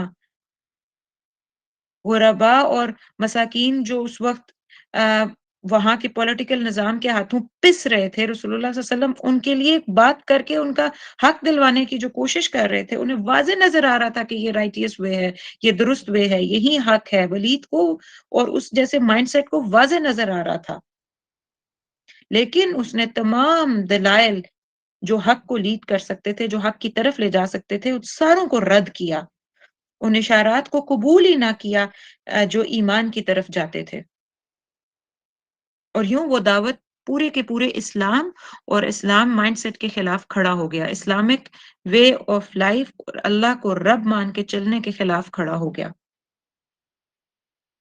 تو اب ان دو آیات کو دیکھتے ہیں، یہ اچھا ایک چیز اور میں دونوں آیت کو ایڈجسٹ کر کے آگے چلتی ہوں کہ اب آپ دیکھیے کہ جیسے ہم نے پڑھا تھا سورہ علق میں، جو پہلی سورہ ریولیشن آرڈر میں ہے، اس میں ہم نے پڑھا تھا کہ ابو جہل جو تھا اس کو بھی حق واضح ہو گیا تھا، اس کو بھی پتا چل گیا تھا، وہ سیدی رسول اللہ صلی اللہ علیہ وسلم کے خاندان میں سے تھا، اس کو کلیرٹی سے پتا چل گیا تھا کہ رسول اللہ صلی اللہ علیہ وسلم حق لے کے آئے ہیں، یہ ہی آخری نبی ہیں، یہی اور یہ اللہ کا جو کلام القرآن لے کے آئے ہیں، یہ حق، یہ الٹیمیٹ ٹروتھ ہے۔ لیکن اس کا مسئلہ کیا تھا؟ یہ ایک چیز اچھے سے ہائی لائٹ کر کے کہیں لکھ لیں، بے شک چند چیزیں میں اصول کے طور پہ آپ کو بتاؤں گی کہ ان کو کہیں الگ لکھ چھوڑیں، ان میں سے ایک یہ بات بھی ہے، آپ کو بہت پھر ہسٹری پہ جب سمجھ آئے گی تو پھر آج آپ ہم اپنے مسئلے سمجھ سکیں گے کہ ہماری کیا رکاوٹیں ہیں، ہم کیوں اپنا نظام کی طرف نہیں بات کر سکتے۔ تو ان میں سے ایک یہ ہے جو ابو جہل کے ایگزیکٹلی اس پوائنٹ سے ہمیں پتہ چلتی ہے کہ وہ انات اور بغض کی بنا پر جو ہے وہ اسلام کو رد کر رہا تھا۔ وجہ کیا انات تھا اس کا انات یہ تھا کہ رسول اللہ صلی اللہ علیہ وسلم بنو ہاشم میں سے تھے، اور جو ابو جہل تھا وہ کس کلین سے تھا؟ یہ چوتھی آپ صلی اللہ علیہ وسلم سے اوپر جائیں تو چوتھی نسل میں یہ سارے اکٹھے ہو جاتے تھے، آپ صلی اللہ علیہ وسلم بنو ہاشم میں سے تھے، اور ہاشم کے ہی جو ایک بھائی تھے عبد الشمس، ابو جہل ان کا پوتا تھا۔ تو صرف ان کا مسئلہ آپس میں کیا تھا؟ رائیولری آ گئی تھی کہ ہمیں لیڈر بنایا جائے، ہم قیادت و سیادت مکہ کی سنبھالیں، حج کی سنبھالیں، اور ادھر بنو ہاشم جو رسول اللہ صلی اللہ علیہ وسلم کے دادا پردادا ان کے پاس چلی آ رہی تھی، اور ان کے پیرالل 2 اور بھائی تھے جو ان میں سے وہ مانگ رہے تھے کہ ہمارے پاس ہونی چاہیے.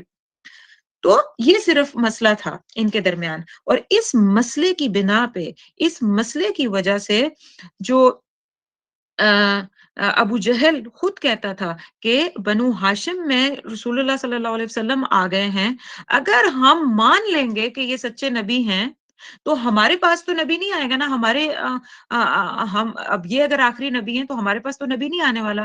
تو اس کا مطلب ہے کہ ہمارا جو قبیلہ ہے یعنی بنو مخزوم وہ بنو ہاشم سے لو لیول پہ چلا جائے گا. تو جسٹ بیکاز آف دس کہ محمد صلی اللہ علیہ وسلم جس قبیلے سے ہیں، اگر ہم نے محمد صلی اللہ علیہ وسلم کو آخری نبی مان لیا تو ان کا قبیلہ ایسے لیول پہ چلا جائے گا کہ ہم ہمیشہ کے لیے ان سے نیچے ہو جائیں گے اور ہم ان کے لیول پہ کبھی نہیں آ سکیں گے. یہ واحد وجہ ہے ابو جہل کو، اور یہی وجہ ہے ولید بن مغیرہ، کیونکہ ابو جہل کا چچا تھا ولید بن مغیرہ، اس کے حق کو نہ ماننے کی.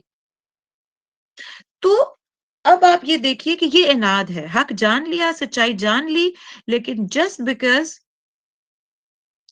بیکاز آپ کسی خاص کلین سے ہیں، آپ کسی خاص فیملی سے تعلق رکھتے ہیں، آپ کسی خاص پارٹی سے ہیں، آپ کا کوئی خاص حلقہ احباب ہے، یہ سارا کچھ کس چیز کی راہ میں رکاوٹ بن گیا؟ آپ کے سچ اور دین اسلام کے پر عمل کرنے سے اس کے اندر پورا کا پورا داخل ہونے کے راستے میں رکاوٹ بن گیا.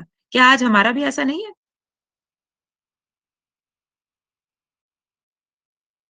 دیکھیے نا، ہماری پارٹیز، ہماری فیملیز، ہمارے فرینڈز، ہمارے کولیگز، ہمارے ٹرینڈ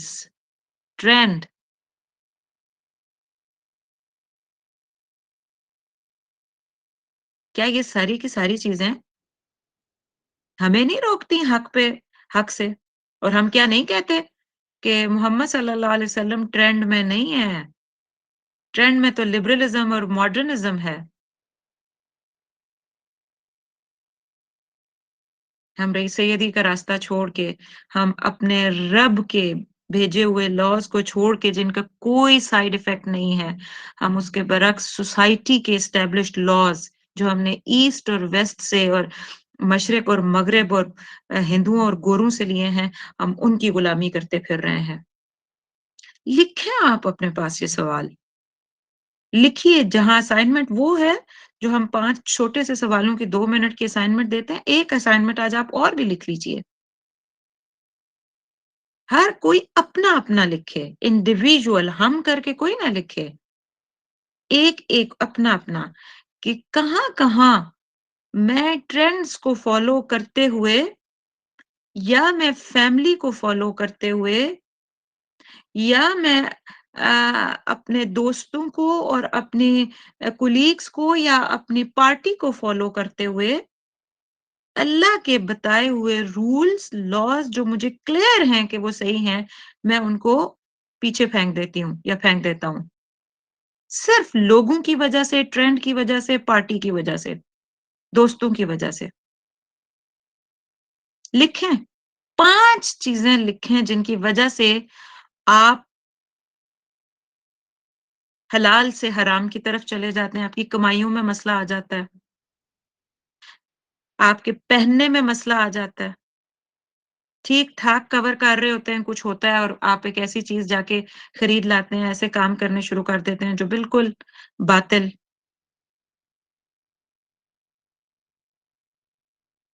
ہماری خوشیاں، ہماری غمیاں، ہمارے تعلقات، ہمارے معاملات، سب کچھ ہر چیز کے اینگل سے دیکھیے خود کو. بہرحال ہم کدھر تھے؟ ہم تھے ثم یطمع ان ازید کلا. تو اللہ کہہ رہے ہیں کہ اچھا اس کو طمع ہے، اس کو ابھی ہے اور اس کے دل میں یہ خواہش میلان کہ اس کو اور مال عطا ہو، ہرگز نہیں دوں گا اس کو اور.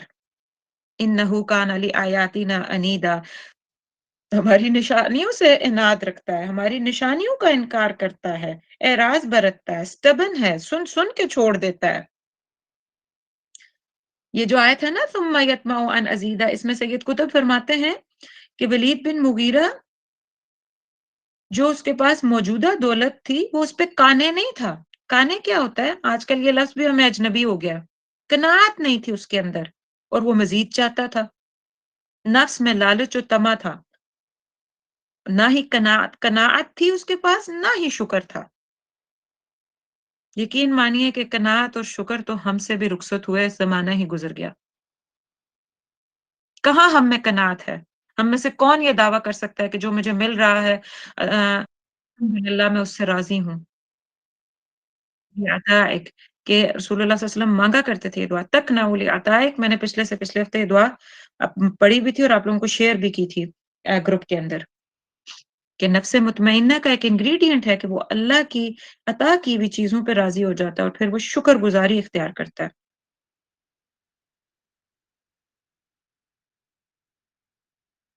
نعمتوں کا انکار کرنا، اس کا شکر نہ کرنا، قناعت نہ اختیار کرنا، پھر خود پسندی کا نعرہ، پھر اوپر سے تکبر کہ میں ہی تو سب کچھ کرتا ہوں. اس کے اوپر اسلام اور محمد صلی اللہ علیہ وسلم کو بھی سائیڈ لائن کر دینا، جھٹلا دینا، پیچھے بیک گراؤنڈ میں ڈال دینا. ان سب کے بعد بھی ہم سب کی طلب کیا ہے؟ بہت کم ہوگا کہ ہماری طلب اس سے مختلف ہو ولید بن مغیرہ سے، کہ اور مل جائے، اور سٹیبلٹی آ جائے، اور اپ گریڈیشن ہو جائے، گھر بہتر ہو جائے، گاڑی بہتر ہو جائے، بچے اچھے اسکولوں میں پڑھیں، اچھی یونیورسٹیز میں جائیں. That's what we are revolving around. یہ ہمارا قبلہ بن چکا ہے، قبلہ ماوا بلجا، ہمارا معاملات ہر چیز یہی بن چکی ہے. سأرهقه سعودا، آیت نمبر 17.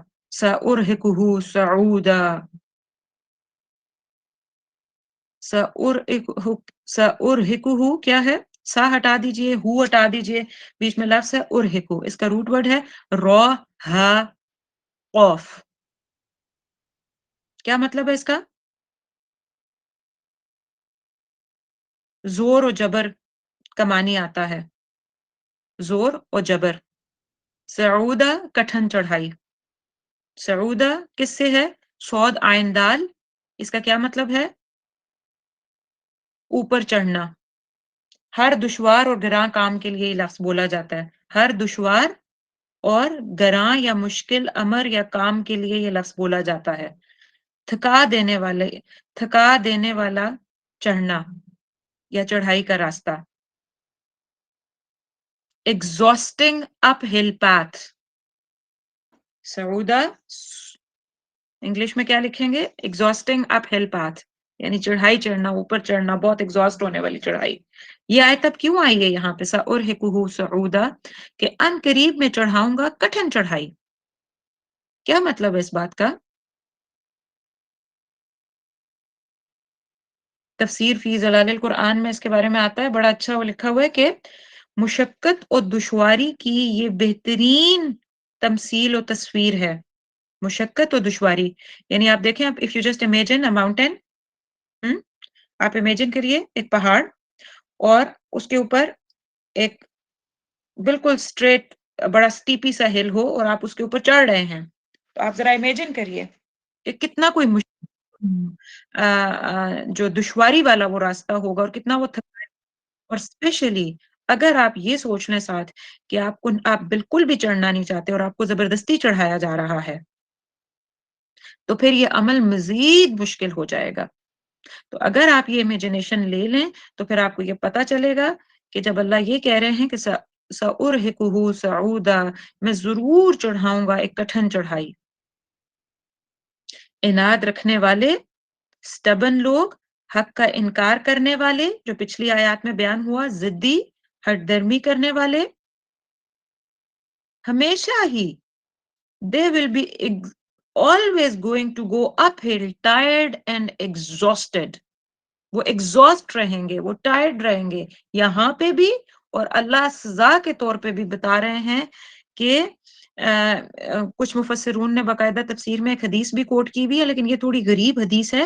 بہرحال میں آپ کو بتا دیتی ہوں کہ ترمذی میں یہ حدیث آتی ہے کہ سعود دوزخ میں ایک پہاڑ ہے جس میں دوزگی کو چڑھایا جائے گا، اور جب وہ ٹاپ پہ جائے گا تو وہاں سے اس کو نیچے پھینکا جائے گا، اور یہ بار بار پروسیس چلتا جائے گا۔ یہ کس کے لیے یہ بتایا جا رہا ہے؟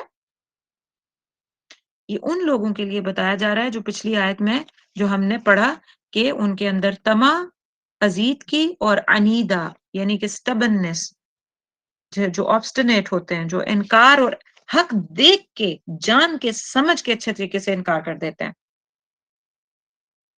اور ایسے لوگ جو ہوتے ہیں وہ ہمیشہ بے چینی میں رہتے ہیں، ان کی تر و تازگی، ان کی جو وہ ایک خوشی ہوتی ہے، ان کی جو راحت یا سکون کا معاملہ ہوتا ہے وہ اس کے بغیر ہی رہتے ہیں، کیونکہ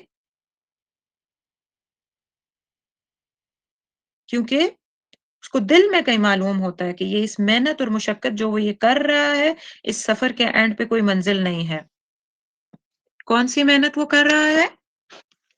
یہی جس راستے پہ وہ کھڑا ہے، جس ڈائریکشن میں وہ جا رہا ہے، وہ بار بار حق اور سچائی کے راستے، اللہ رب العزت کے راستے کو چھوڑ کے، سیدی رسول اللہ صلی اللہ علیہ وسلم کی اتباع کا راستہ چھوڑ کے وہ جس راستے پہ چل رہا ہے، کہیں دل میں اس کو یہ پتا ہوتا ہے کہ اس راستے کی منزل کوئی نہیں ہے، اور یہی چیز پھر اس کو سٹریسفل اور فرسٹریٹڈ رکھتی ہے۔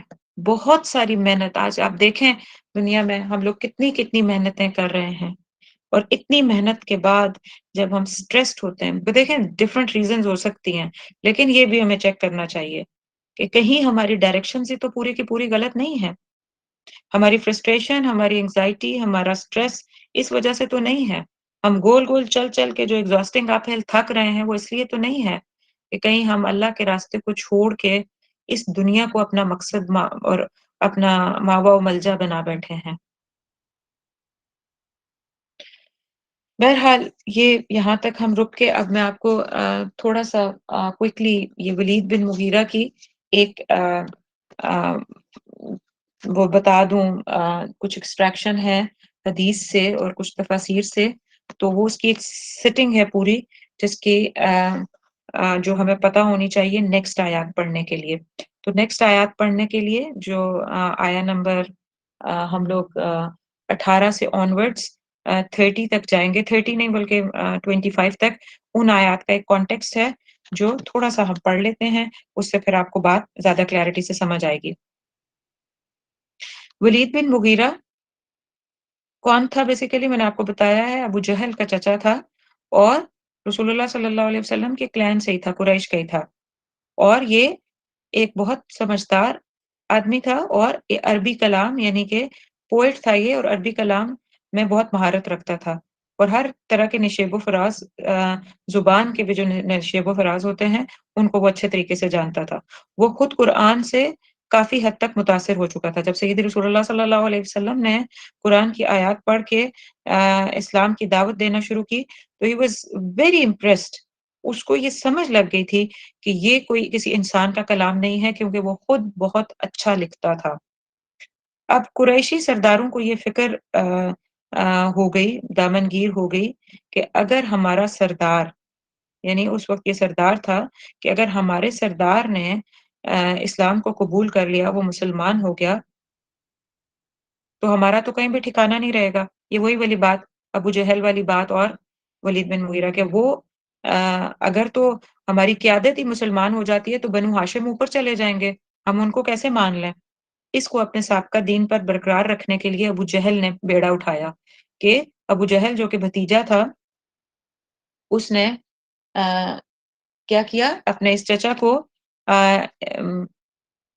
اپنے راستے پہ جما کے رکھنے کے لیے کہ یہ کہیں مسلمان نہ ہو جائے، ابو جہل نے یہ ٹھانی کہ میں جو ہے وہ مسلسل ولید بن مغیرہ کو کرتا رہوں گا، بہکاتا رہوں گا، یا کہوں گا کہ ہم اپنا قبیلہ یا اپنے ابا و اجداد کا دین نہیں چھوڑیں گے۔ اس کے بعد خیر ابو جہل نے اس کو سمجھایا بھی کہ اگر آپ نے اپنا دین چھوڑ دیا تو آپ کی ساری عزت، جاہ و جلال، اور جو قریش کی سیادت ہے وہ سب سے آپ کو دستبردار ہونا پڑے گا یا چھوڑنا پڑے گا۔ تو اس طریقے سے فائنلی وہ اسلام سے رک گیا۔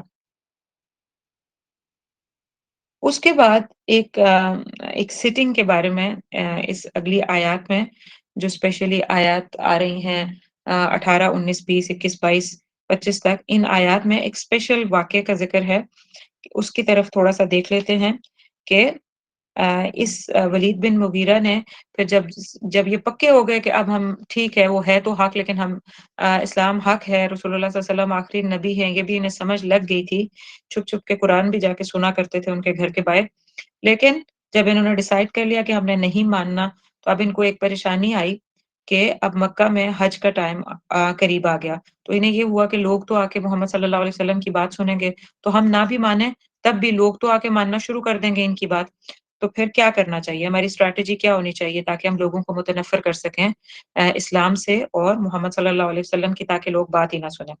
تو چنانچہ اس غرض کے لیے قریشی سردار ولید بن مغیرہ کے ہاں جمع ہوئے، جتنے بھی قریشی سردار تھے ابو جہل مائنڈ سیٹ کے اور ولید بن مغیرہ کے فالوورز اور اس کے ساتھ کے، وہ سارے کے سارے کیا ہوا، وہ ولید بن مغیرہ کے گھر جمع ہوئے۔ ولید بن مغیرہ نے ان کو مخاطب کرتے ہوئے کہا، اچھا تم لوگ اپنی اپنی تجاویز پیش کرو۔ کس چیز کی تجاویز کے؟ یہی ہم کس طریقے سے اسلام کو پھیلنے سے بچائیں، اور جو ابھی باہر سے حج کے لیے لوگ آئیں گے تاکہ وہ اسلام کی بات سنیں ہی نہ، اور نہ ہی وہ محمد صلی اللہ علیہ وسلم کی بات سنیں۔ تو اس نے لوگوں سے پوچھا، سرداروں سے پوچھا کہ آپ لوگ اپنی اپنی تجاویز پیش کریں۔ ان میں سے ایک نے کہا، ہم کہیں گے کہ یہ شخص کاہن ہے، یعنی محمد صلی اللہ علیہ وسلم، نعوذ باللہ من ذالک۔ ایک شخص نے سجسٹ کیا کہ ہم کاہن کہیں گے۔ ولید کہنے لگا، واللہ وہ کاہن نہیں، اس کے کلام میں نہ کاہنوں جیسی گنگناہٹ ہے، نہ کافیہ گوئی ہے، اور نہ ہی کوئی تک بندی ہے، پھر وہ کاہن کیسے ہو سکتا ہے؟ یعنی کہ رد کر دیا کہ اتنی نانسنس بات نہ کرو، محمد صلی اللہ علیہ وسلم کاہن نہیں ہے ایٹ لیسٹ۔ دوسرے نے کہا کہ نعوذ باللہ ہم کہتے ہیں کہ یہ پاگل ہیں۔ فرید نے کہا نہیں، وہ پاگل نہیں ہے، نہ وہ پاگلوں کی طرح کوئی ان کا انداز ہے، نہ ہی ان کا کوئی دم گھٹتا ہے، نہ ان کی کوئی الٹی سیدھی حرکتیں ہیں، اور نہ ہی وہ کوئی بہکی بہکی باتیں کرتے ہیں، تو وہ ہم یہ نہیں کہہ سکتے۔ تیسرے نے کہا ہم کہیں گے کہ وہ شاعر ہے۔ ولید نے کہا وہ شاعر نہیں ہے محمد صلی اللہ علیہ وسلم کے بارے میں، اس لیے کہ مجھے پتا ہے کہ مطلب پوئٹری کا جو ایک مضبوط ہوتا ہے یا ایک سخن ہوتا ہے، وہ مجھے معلوم ہے، وہ جو کلام پڑھ کے سناتے ہیں محمد صلی اللہ علیہ وسلم، اس کے اندر وہ ہے ہی نہیں، وہ ایک ڈفرنٹ چیز ہے، اس کی بات بہرحال شعر نہیں ہو سکتی، یعنی صلی اللہ علیہ وسلم کی۔ تب لوگوں نے کہا کہ ولید کو مخاطب کر کے کہا کہ اچھا ٹھیک ہے، اگر ہمیں نہیں پتا تو آپ خود ہی بتا دیں، کہ بلکہ ایک نے یہ بھی کہا کہ یہ جادوگر ہیں، تو ولید نے آگے سے کہا تھا کہ نہیں، جادوگر والا جھاڑ پھونک بھی نہیں کرتے وہ۔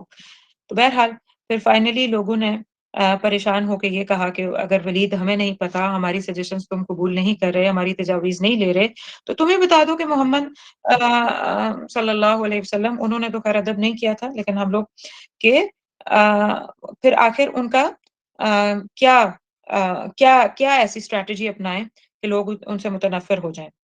ایسے میں اس نے اپنے ساتھیوں پر ایک فاخرانہ، یعنی ایک تفاخر والی نظر، تکبر والی نظر ڈالی کہ یو سی، آپ لوگوں کے پوائنٹس نے کام نہیں کیا، اب میں ہی سوچ رہا ہوں۔ پھر عذرائے تکبر پیشانی کو سکڑایا، یعنی اپنا فراؤن کیا، یوں جیسے نٹ نہیں کرتے ہم، اپنی جو فور ہیڈ ہوتا ہے اس کو نٹ کریں، یا برو دا نٹس جس کو کہتے ہیں، نٹنگ دا بروز، وہ کام کیا۔ اور پھر یہی آیات آگے قرآن آئیں گی بھی، یہ بس سن لیتے ہیں اور پھر ہم آیات کی طرف جاتے ہیں۔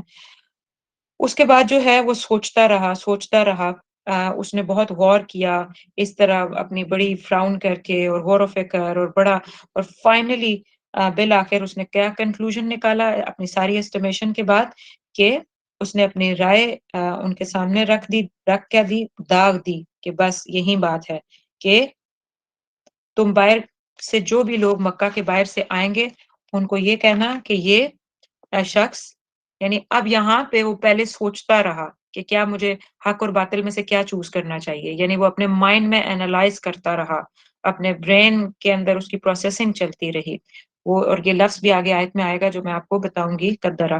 تو بہرحال اس پروسیسنگ کے بعد اس نے اپنا جو فائنل کنکلوژن یہ دیا کہ تم سب لوگ اور ہم سب لوگ محمد کے بارے میں، صلی اللہ علیہ وسلم کے بارے میں ہم کیا کہیں گے، کہ یہ شخص ایسا کلام پیش کرتا ہے جو بھائی کو بھائی سے، بیٹے کو باپ سے، شوہر کو بیوی سے جدا کر دیتا ہے اور کنبے قبیلے میں پھوٹ پڑ جاتی ہے۔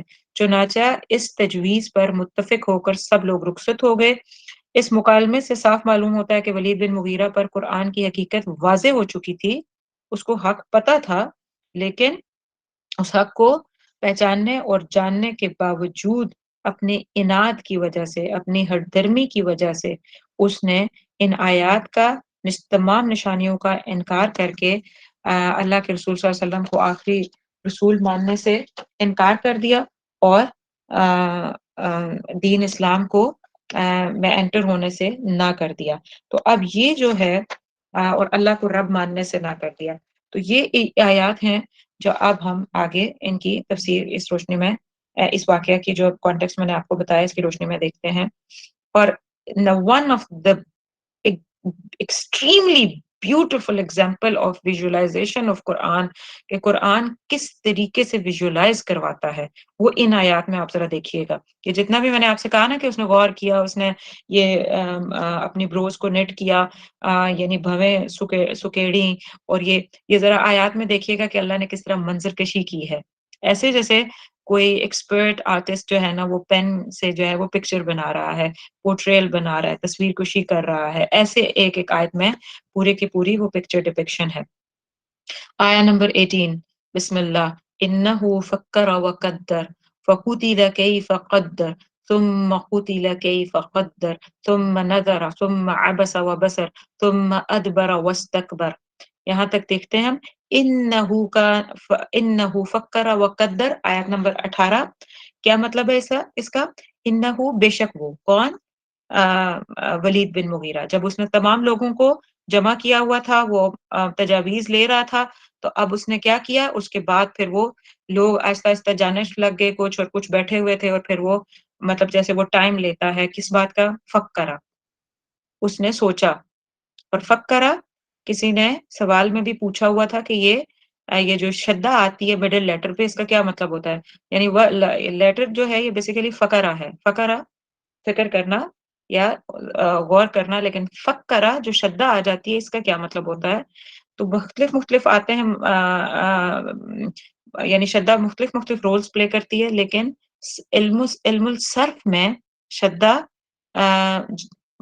جب بہت سارے رولز اور بھی پلے کرتی ہے، ایک رول یہ بھی پلے کرتی ہے کہ جس بعد میں یہ آتا ہے لفظ، ایک چیپٹر ہے باقاعدہ عربک ورڈز کا، جس چیپٹر میں یہ آتا ہے اس میں گریجویلٹی پائی جاتی ہے۔ فکرہ کا مطلب ہے یعنی ایک ہی دفعہ نہیں سوچا، کافی دیر گھومتا پھرتا رہا، گریجویل سوچتا رہا۔ وقدرا، اور قدرا، اور گریجولی اس نے سوچ کے کنکلوڈ، سوچا پھر کنکلوڈ، پھر سوچا پھر اسٹیمیٹ کیا پھر کنکلوڈ۔ تو انہو فکر وقدر، اس نے سوچا اور اس نے اندازہ لگایا، یہاں پہ معنی قدرہ کا اندازہ لگایا ہے۔ میں کہوں گی کہ آپ اندازہ کے بجائے، اگر اردو کا لفظ میرے پاس اس سے بہتر کوئی بھی نہیں ہے، لیکن انگلش میں اگر آپ ایسٹیمیٹ لکھ لیں یا ہی فائنلی کنکلوڈڈ یا اس طرح لکھ لیں تو یہ بہتر ہو جائے گا۔ اس نے سوچ کے ایسٹیمیٹ کر کے ایک کنکلوژن تک پہنچا۔ کیا کنکلوژن تھا اس کا؟ اس کا کنکلوژن ہمیں پتا ہے، اس کا دماغ میں کیا سوچ چل رہی تھی، وہ کس چیز کو بار بار انالائز کر رہا تھا؟ اس بات کو کہ میرا نفع نقصان، میرا سرداری نہ چلی جائے، میری پارٹی مجھ سے نہ چھوٹ جائے، میرے لوگ مجھ سے دور نہ ہو جائیں، میں تنہا نہ رہ جاؤں، میں آئسولیٹڈ نہ ہو جاؤں۔ یہ کرتے کرتے یہ سوچ، تبھی آپ کو یاد ہوگا سورہ علق کے اینڈ میں ہم نے جو آیت پڑھی تھی آخری چند آیات میں، ناسیۃ کاذبۃ الخاطیہ، یہ میں نے آپ کو بتایا تھا نا۔ اب آپ معنی نہ یاد کریں تو یہ آپ کے اوپر ہے، لیکن میری طرف سے آپ کے لیے یہ مسٹ ہے کہ آپ معنی یاد کریں، تاکہ جو ہم پڑھتے جا رہے ہیں آپ کو معنی یاد ہونا چاہیے۔ تو یہ جو سورہ علق کی وہ آیت تھی کہ ناسیہ، یہ جو پیشانی ہے، کاذبۃ خاطیہ، اس کو جھوٹا اور خطا کار کہا گیا تھا۔ کیوں کہا گیا تھا؟ اسی لیے کہا گیا تھا کہ یہاں پہ اس پیشانی کے پیچھے بالکل ہمارا پری فرنٹل کارٹیکس ہے، یہ ڈیٹا انالائز کرتا ہے، اور یہ ڈیٹا لے کے نا یہی ڈیسیژن میکنگ میں سارا کچھ مین رول ادا کر رہا ہوتا ہے۔ یہیں پہ ہماری ساری پلاننگز چل رہی ہوتی ہیں. تو وہ جو یہ فکرہ ہے نا وہ یہاں سے کر رہا تھا، ڈیٹا چیک کر رہا تھا، کہاں کتنا نقصان ہوگا، کتنا فائدہ ہوگا، کدھر جانا چاہیے، کس کا ساتھ دینا چاہیے. پھر لوگ تنہا ہو جاؤں گا، لوگ چھوڑ دیں گے، پوری فیملی ابو جہل چھوڑ دے گا، میری قیادت اور لیڈرشپ چلی جائے گی، میری مال اور پاور چلی جائے گی. رسول اللہ صلی اللہ علیہ وسلم اور ان کے ساتھی تو اس وقت تک فزیکل لیول پہ، فائنینشیل لیول پہ کمزور تھے، فزیکل تو نہیں لیکن فائنینشیل لیول پہ کمزور تھے. ان کے پاس کوئی پاور اتھارٹی نہیں تھی، ان کے پاس جا کے اس کو کیا ملنا تھا. اس نے یہ سوچا. تو اس انالیسس کی بنیاد پہ اس نے جو کنکلوژن نکالا وہ کیا تھا کہ میں رسول اللہ صلی اللہ علیہ وسلم کو آخری نبی اور اللہ کو رب نہیں مانوں گا. اور فائنلی کیا ہوا؟ فقتل کیف قدر. تو اللہ سبحانہ و تعالیٰ فرماتے ہیں فقتل، پس وہ مارا گیا، بس وہ مارا گیا. کیف قدر، کیسا؟ کیسا؟ یہ جو کیفا آیا ہے یہ تعجب کے لیے آیا ہے، سرپرائز کے لیے آیا ہے، تعجب کا اظہار ہے کہ جیسے کسی آدمی کے عمل پر بہت حیرت و تعجب ہوتا ہے کہ why he has done so, کیوں اس نے یہ ڈیسائیڈ کیا، کیوں اس نے یہ کنکلوژن نکالا، کیوں اس نے یہ اس فائنل کنکلوژن پہ یہ پہنچا. ثم قتل کیف قدر، پھر وہ مارا گیا. اور بعض علماء نے لکھا ہے، مفسرون نے، کہ قتل بمانی لعنت کیا جائے بھی آتا ہے، کہ لعنت زدگی والا کام اس نے کیا، رحمت سے دوری، اللہ کی رحمت سے دوری ہو گئی اس کو. اور پھر آپ امیجن کریے ثم نظر، پھر اس نے دیکھا، یعنی یہ جو وہ پیچھے واقعہ تھا نا کہ گھور کے اس اکیڑ کے ثم عبس و بصر، پھر اس نے ادھر ادھر دیکھنا شروع کیا، منہ بناتا ہے. ثم عبس، عبسا کس کو کہتے ہیں؟ یہ جو نیٹنگ یور بروز، یہ جو تیوری چڑھانا، یہ جو نہیں ہوتا ہم اپنی بویں تھوڑی نیٹ کر کے ٹائٹ کرتے ہیں، وہ بصرا. اور بصرا کیا ہے؟ قبل از وقت منہ بسورنا، as if pretending something, artificial طریقے سے منہ کو بگاڑ لینا. ثم نظر، ادھر ادھر دیکھا، پھر تیوری چڑھائی، پھر اس نے منہ بسورا.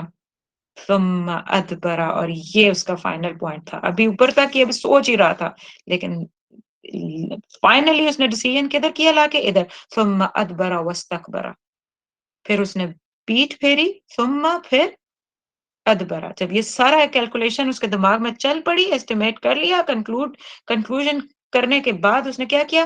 فوراً ہی اس نے پیٹھ پھیری، واستکبرا، اور تکبر کیا. ادبرا دال بارا سے ہے، دبرا پشت کو کہتے ہیں. ایک دم میں، جھٹکے سے، جھٹ سے وہ ایمان سے پیچھے ہٹ گیا.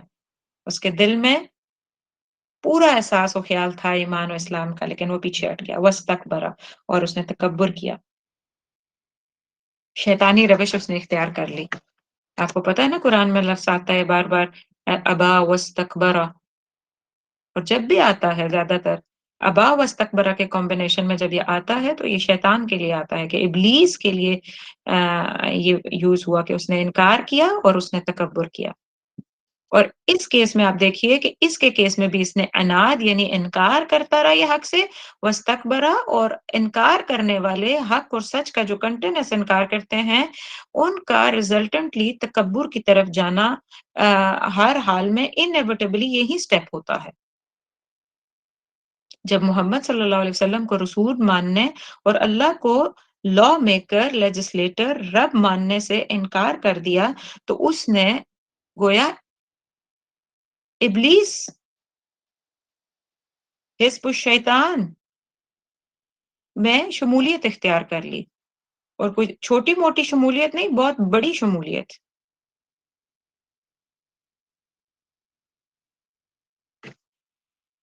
تو یہ وہ چیز ہے جسے ہمیں دیکھنا ہوگا کہ جب ہمارے پاس سچ اور حق پہنچتا ہے تو کہیں ہم یہ تو نہیں کر رہے ہوتے کہ ہم بار بار ایسٹیمیٹ اور انالیسز لگا کے اور پھر کنکلوڈ کرتے ہیں کس بنا پہ کہ دنیا کیا کہے گی، لوگ کیا کہیں گے، میری پاور چھوٹ جائے گی.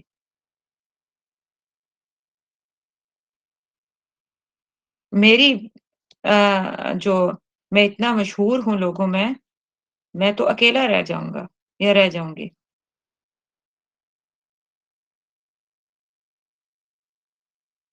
یہ ٹرینڈ میں نہیں ہے، یہ نہیں کرتے. اگر آپ نے اپنے limbic brain, middle centre brain میں اللہ اور اللہ کے رسول صلی اللہ علیہ وسلم کو رکھا ہوا ہے تو آپ کا جتنا بھی ڈیٹا باہر سے آئے گا وہ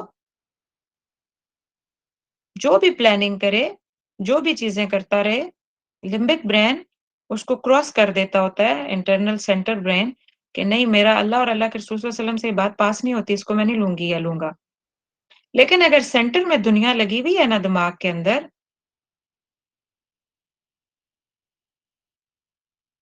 لوگ لگے ہوئے ہیں، خواہشات لگی ہوئی ہیں، لوگوں کی کو خوش کرنا لگا ہوا ہے، اللہ اور اللہ کو رب مان کے رضا نہیں ہے، دنیا کی خوشی ہے، دنیا کے ٹرینڈز ہیں، تو پھر جو باہر سے جو بھی ڈیٹا آئے گا پھر آپ اسی مناسبت سے اسٹیمیٹ کر کے کنکلوڈ کر دیں گے کہ ہاں دل اندر سے جو فائنل اتھارٹی ہے وہ جو دنیا لگی ہوئی ہے.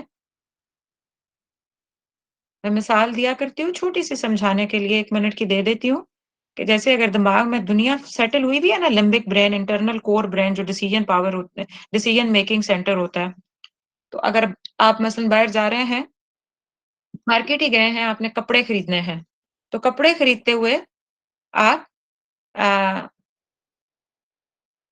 آپ نے کسی ایسے کپڑے پہ جا کے ہاتھ رکھا جو کہ شرع کے لحاظ سے، اسلامی لحاظ سے درست نہیں ہے، سی تھرو ہے یا ریویلنگ ہے، اس کے ایسے کٹس ہیں یا ایسی چیزیں ہیں جو بالکل کمپلیٹلی اسلام کی تعلیمات کے خلاف ہیں. اللہ نے جو ایز اے رب ہمیں جو ایک کوڈ، صرف مسلمان کا یہ ایک ہی کوڈ نہیں ہوتا، کوئی ڈریس کو چیک کرے، لیکن اس کو بھی وہ چھوڑتا نہیں ہے کیونکہ اللہ نے بتا دیا نا کہ سی تھرو نہ ہو اور ریویلنگ نہ ہو. یہ ڈریس کی 2 کوالٹیز اللہ نے خود مینشن فرما دی ہیں.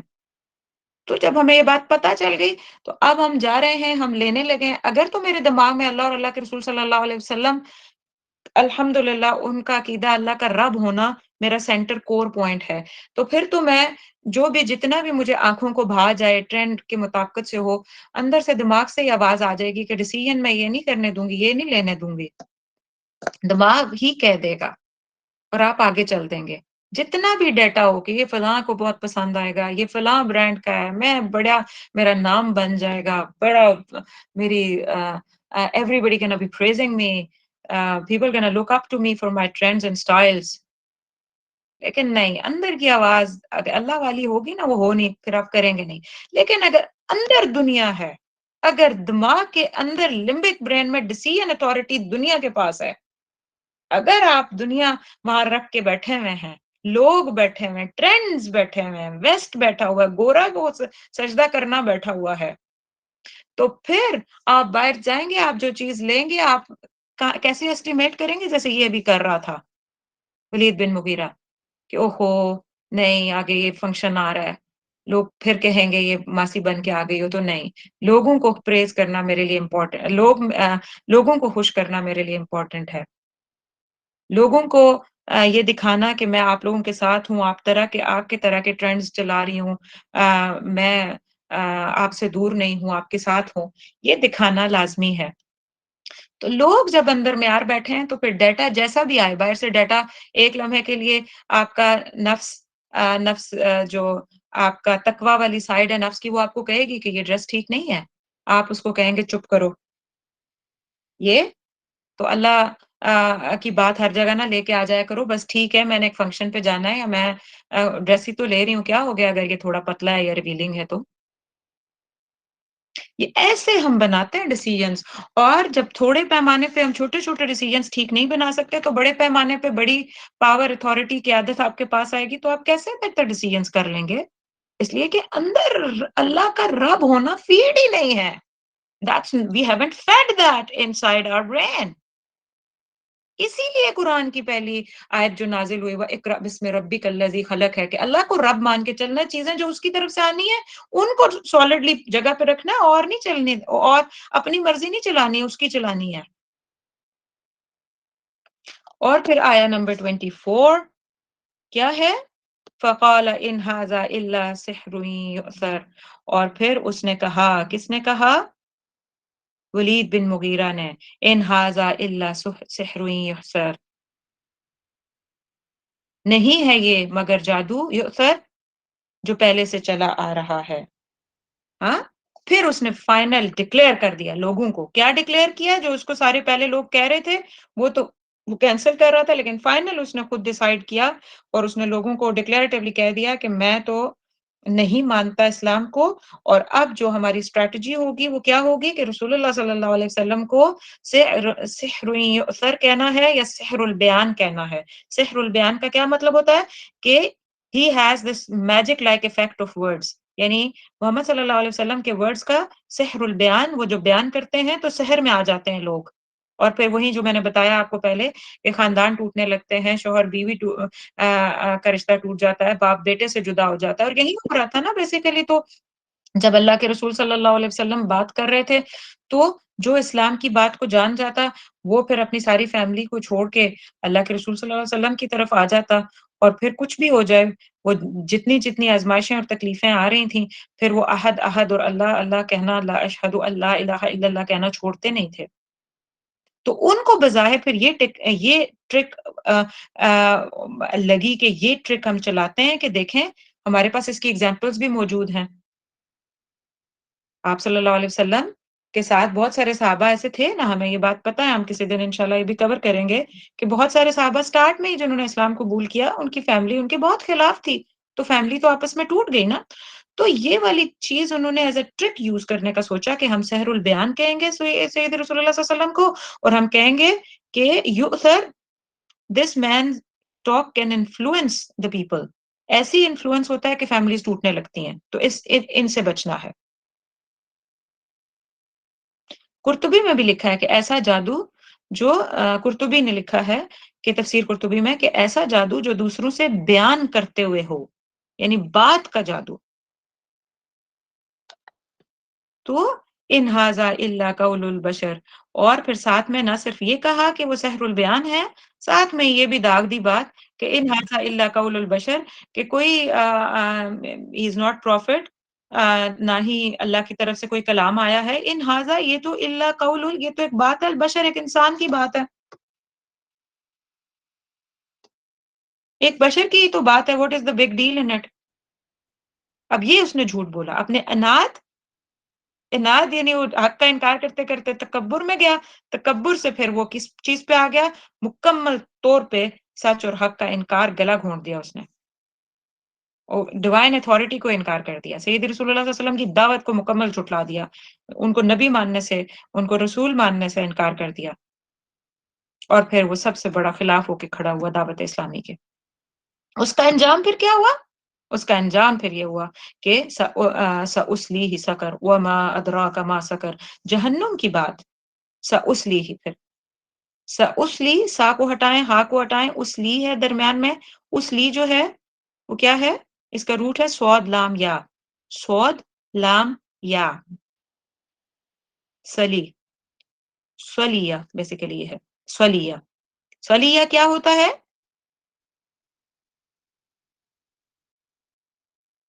سلیہ کیا ہوتا ہے کہ سلی النار، جیسے عربی میں کہا جاتا ہے کہ اس نے آگ کی تکلیف کو برداشت کیا. سلی الناری، اس نے آگ کی تکلیف کو برداشت کیا، اس نے جلنے کو محسوس کیا. سکن ٹو سکن ٹچ جو ہوتا ہے نا وہ سلیہ ہوتا ہے. تو اللہ کیا کہہ رہے ہیں کہ عنقریب میں جھونکوں گا. یہ جو ولید بن مغیرہ اور یہ مائنڈ سیٹ ہے، عنقریب پھر میں ان کو جھونکوں گا. کس میں؟ سقر میں. جہنم کا نام ہے سقر. کیا ہے؟ یہ ایک نام ہے جہنم کا.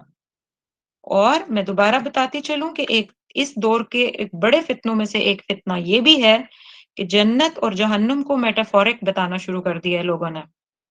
کچھ تفاسیر میں یہ فتنہ گری کی گئی ہے کہ میٹافورک مین کہ اصل حقیقت نہیں ہے جنت اور جہنم کی، یہ تو بس ایک ایموشنل لیول پہ ایک آئے گا کرائسس یا ایک پریشانی آئے گی، بس یہی ہے جو دل کے اندر، دماغ کے اندر ہی جنت اور جہنم کا کانسیپٹ آئے گا. یہ بالکل غلط بات ہے. اور یہ جو ورڈ ہے سأصلی یہ اس کو ایگزیکٹ اس کی توڑ بتاتا ہے. اسلی کا مطلب ہی یہ ہے کہ actual contact with heat, touch کرنا، ٹچ اور محسوس، یعنی آپ کی انگلی آگ کے ساتھ لگے گی، ٹچ ہوگا، اور جو محسوس ہوگی وہ گرمی کی شدت، وہ تڑپ جلنے کا، یہ سلی ہے. سلیہ تو یہ محسوس کرنا، ناٹ میٹافورک. یہ آپ اپنا اچھا سا رکھ لیں کانسیپٹ، کیونکہ تفاسیر جب ہم پڑھنے لگتے ہیں تو ہمارے پاس پرکھنے کا کوئی طریقہ نہیں ہوتا، ہم پرکھ نہیں پاتے بعض اوقات. اور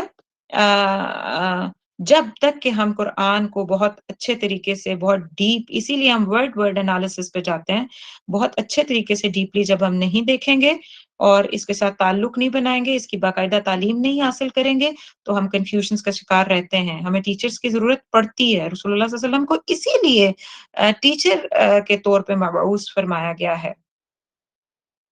نبی رسول لیکن ٹیچر ساتھ. تو استاد کی ضرورت رہتی ہے. اور اس کے بعد پھر جب آپ کنٹینیوس یہ محنت قرآن کے ساتھ کرتے ہیں تو آپ کے دل میں فرقان ڈیولپ ہوتا ہے. وہ فرقان آپ کو بتاتا ہے، وہ فرق کرواتا ہے کہ حق اور باطل میں وہ کیا لائن ہے بیچ میں جو ہمیں دیکھنی ہے، اور اس کو ڈیولپ کر کے بڑا کر دینا ہے، تاکہ حق و باطل دور دور ہوں، واضح ہوں، کلیئر ہوں. سکر کیا ہے؟ ابن عباس کہتے ہیں وما ادراک ما سکر. اور یہ سکر کیا ہے؟ ابن عباس فرماتے ہیں یہ جہنم کا چھٹا طبقہ ہے. 6th لیول کا جو جہنم ہے، یہ اس کا نام ہے سکر. حضرت ابو ہریرہ سے روایت ہے، حدیث تفسیر قرطبی میں آتی ہے کہ آپ صلی اللہ علیہ وسلم نے فرمایا، حضرت موسیٰ علیہ السلام نے اپنے رب سے سوال کیا کہ اے میرے رب، تیرے بندوں میں سے کون سب سے زیادہ محتاج ہے؟ فرمایا سکر کا مستحق، یعنی جو سکر میں گیا وہ سب سے زیادہ کیا ہے؟ محتاج ہے. تو اللہم اجرنا من النار، اللہم انا نعوذ بک من عذاب جہنم ونعوذ بک من عذاب السکر. تو اللہ ہمیں سکر کے عذاب سے بھی محفوظ کرے اور جہنم کے عذاب سے بھی بچائے. تو لا تبکی ولا تذر. لا تبکی، لا تبکی، نہ. تبکی کیا ہے؟ با قافیہ. یہ جو اردو میں ہم باقی بولتے ہیں نا، باقی رہ جانا، بقیہ، یہ وہی لفظ ہے. لا ولا تذر. تذر کیا ہے؟ واو زارا، اور نہ وہ چھوڑے گی. وزر نہ چھوڑ، سوری، وزر چھوڑنے کو کہتے ہیں، چھوڑے گی. تو لا، نہ ہی وہ باقی رکھے گی، نہ ہی وہ اپنی یہ جو تب کی ہے، نہ ہی وہ اصلی حالت پہ قائم رہنے دے گی، اور نہ ہی وہ چھوڑے گی. اس کا کیا مطلب ہے؟ کہ آگ، سکر کی آگ، جہنم کا یہ جو سلی والا کانسیپٹ ہے کہ آگ جلائے گی جب، تو وہ آگ جب جلائے گی تو لا تبکی ولا تذر. اس کا مطلب کہ ان کی ہڈی جو اس سکر میں ہوں گے، جہنم میں ہوں گے، ان کی ہڈی، ان کا گوشت، ان کا خون، سب کچھ جلا دے گی. اور ایک اور قول میں آتا ہے کہ یہ قرطبی میں آتا ہے کہ پھر انہیں زیادہ جسموں کے ساتھ لایا جائے گا، پھر جلایا جائے گا. یعنی یہ سرکل چلے گا بار بار، کہ پہلے تو سب کچھ جلا دیا جائے گا، کوئی ہڈی، گوشت، خون کچھ نہیں رہے گا، پھر انہیں تر و تازہ جسم دیا جائے گا، پھر مڑ کے جلایا جائے گا، پھر تر و تازہ جسم دیا جائے گا. تو نہ ہی اصل حالت ان کی قائم رہے گی اور نہ ہی وہ چھوٹیں گے. لواحۃ للبشر.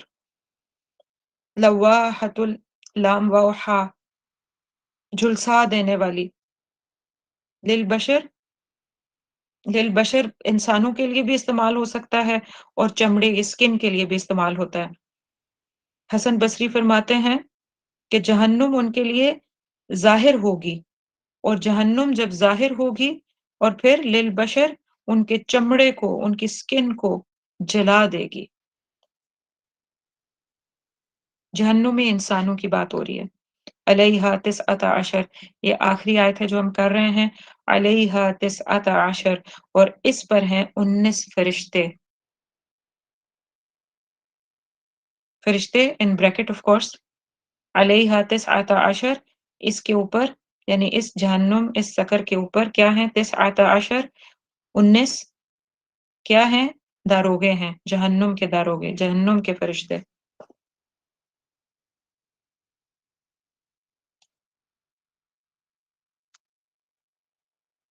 تفسیر قرطبی میں ابو عبداللہ القرطبی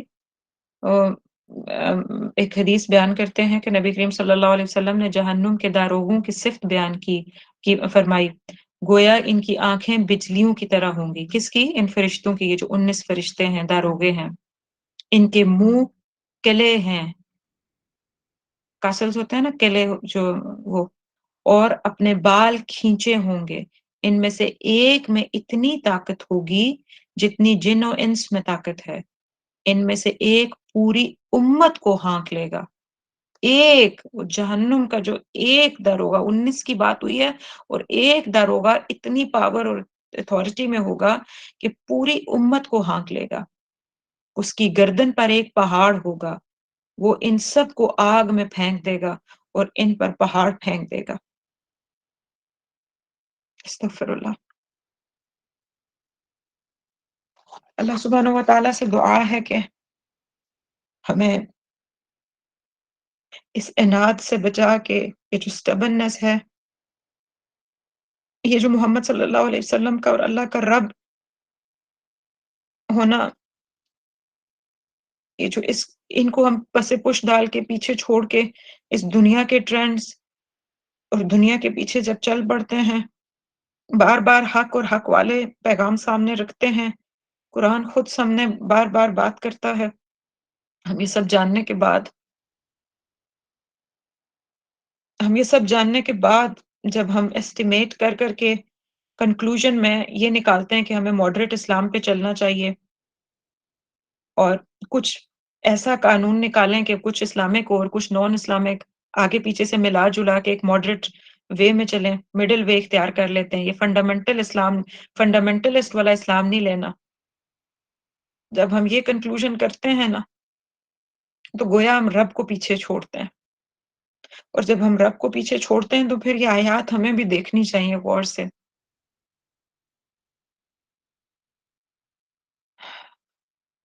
کہیں نہیں لکھا گیا کہ یہ سکر جو ہے وہ خالی کافروں کے لیے ہے۔ تو اللہم اجرنا من النار، اللہ سبحانہ و تعالی ہمیں محض اپنے رب کی، صرف ایک رب کی مان کے چلنے والا بنا دے، ہمیں محمد صلی اللہ علیہ وسلم کی اتباع کامل عطا کر دے، اور اللہ ہمیں جہنم کی آگ سے محفوظ کر لے، ہمیں، ہمارے والدین کو، ہمارے بہن بھائیوں، ہمارے اسپاؤزز، ہمارے اساتذہ کرام، آپ سب ساتھیوں کو، ہم سب ساتھیوں کو، اس پوری امت مسلمہ کو ہدایت اور تقویٰ کے راستے پہ چلا دے، آمین یا رب العالمین۔ سبحان ربک رب العزت عما یصفون وسلام علی المرسلین والحمد للہ رب العالمین۔ آج میں آپ لوگوں کے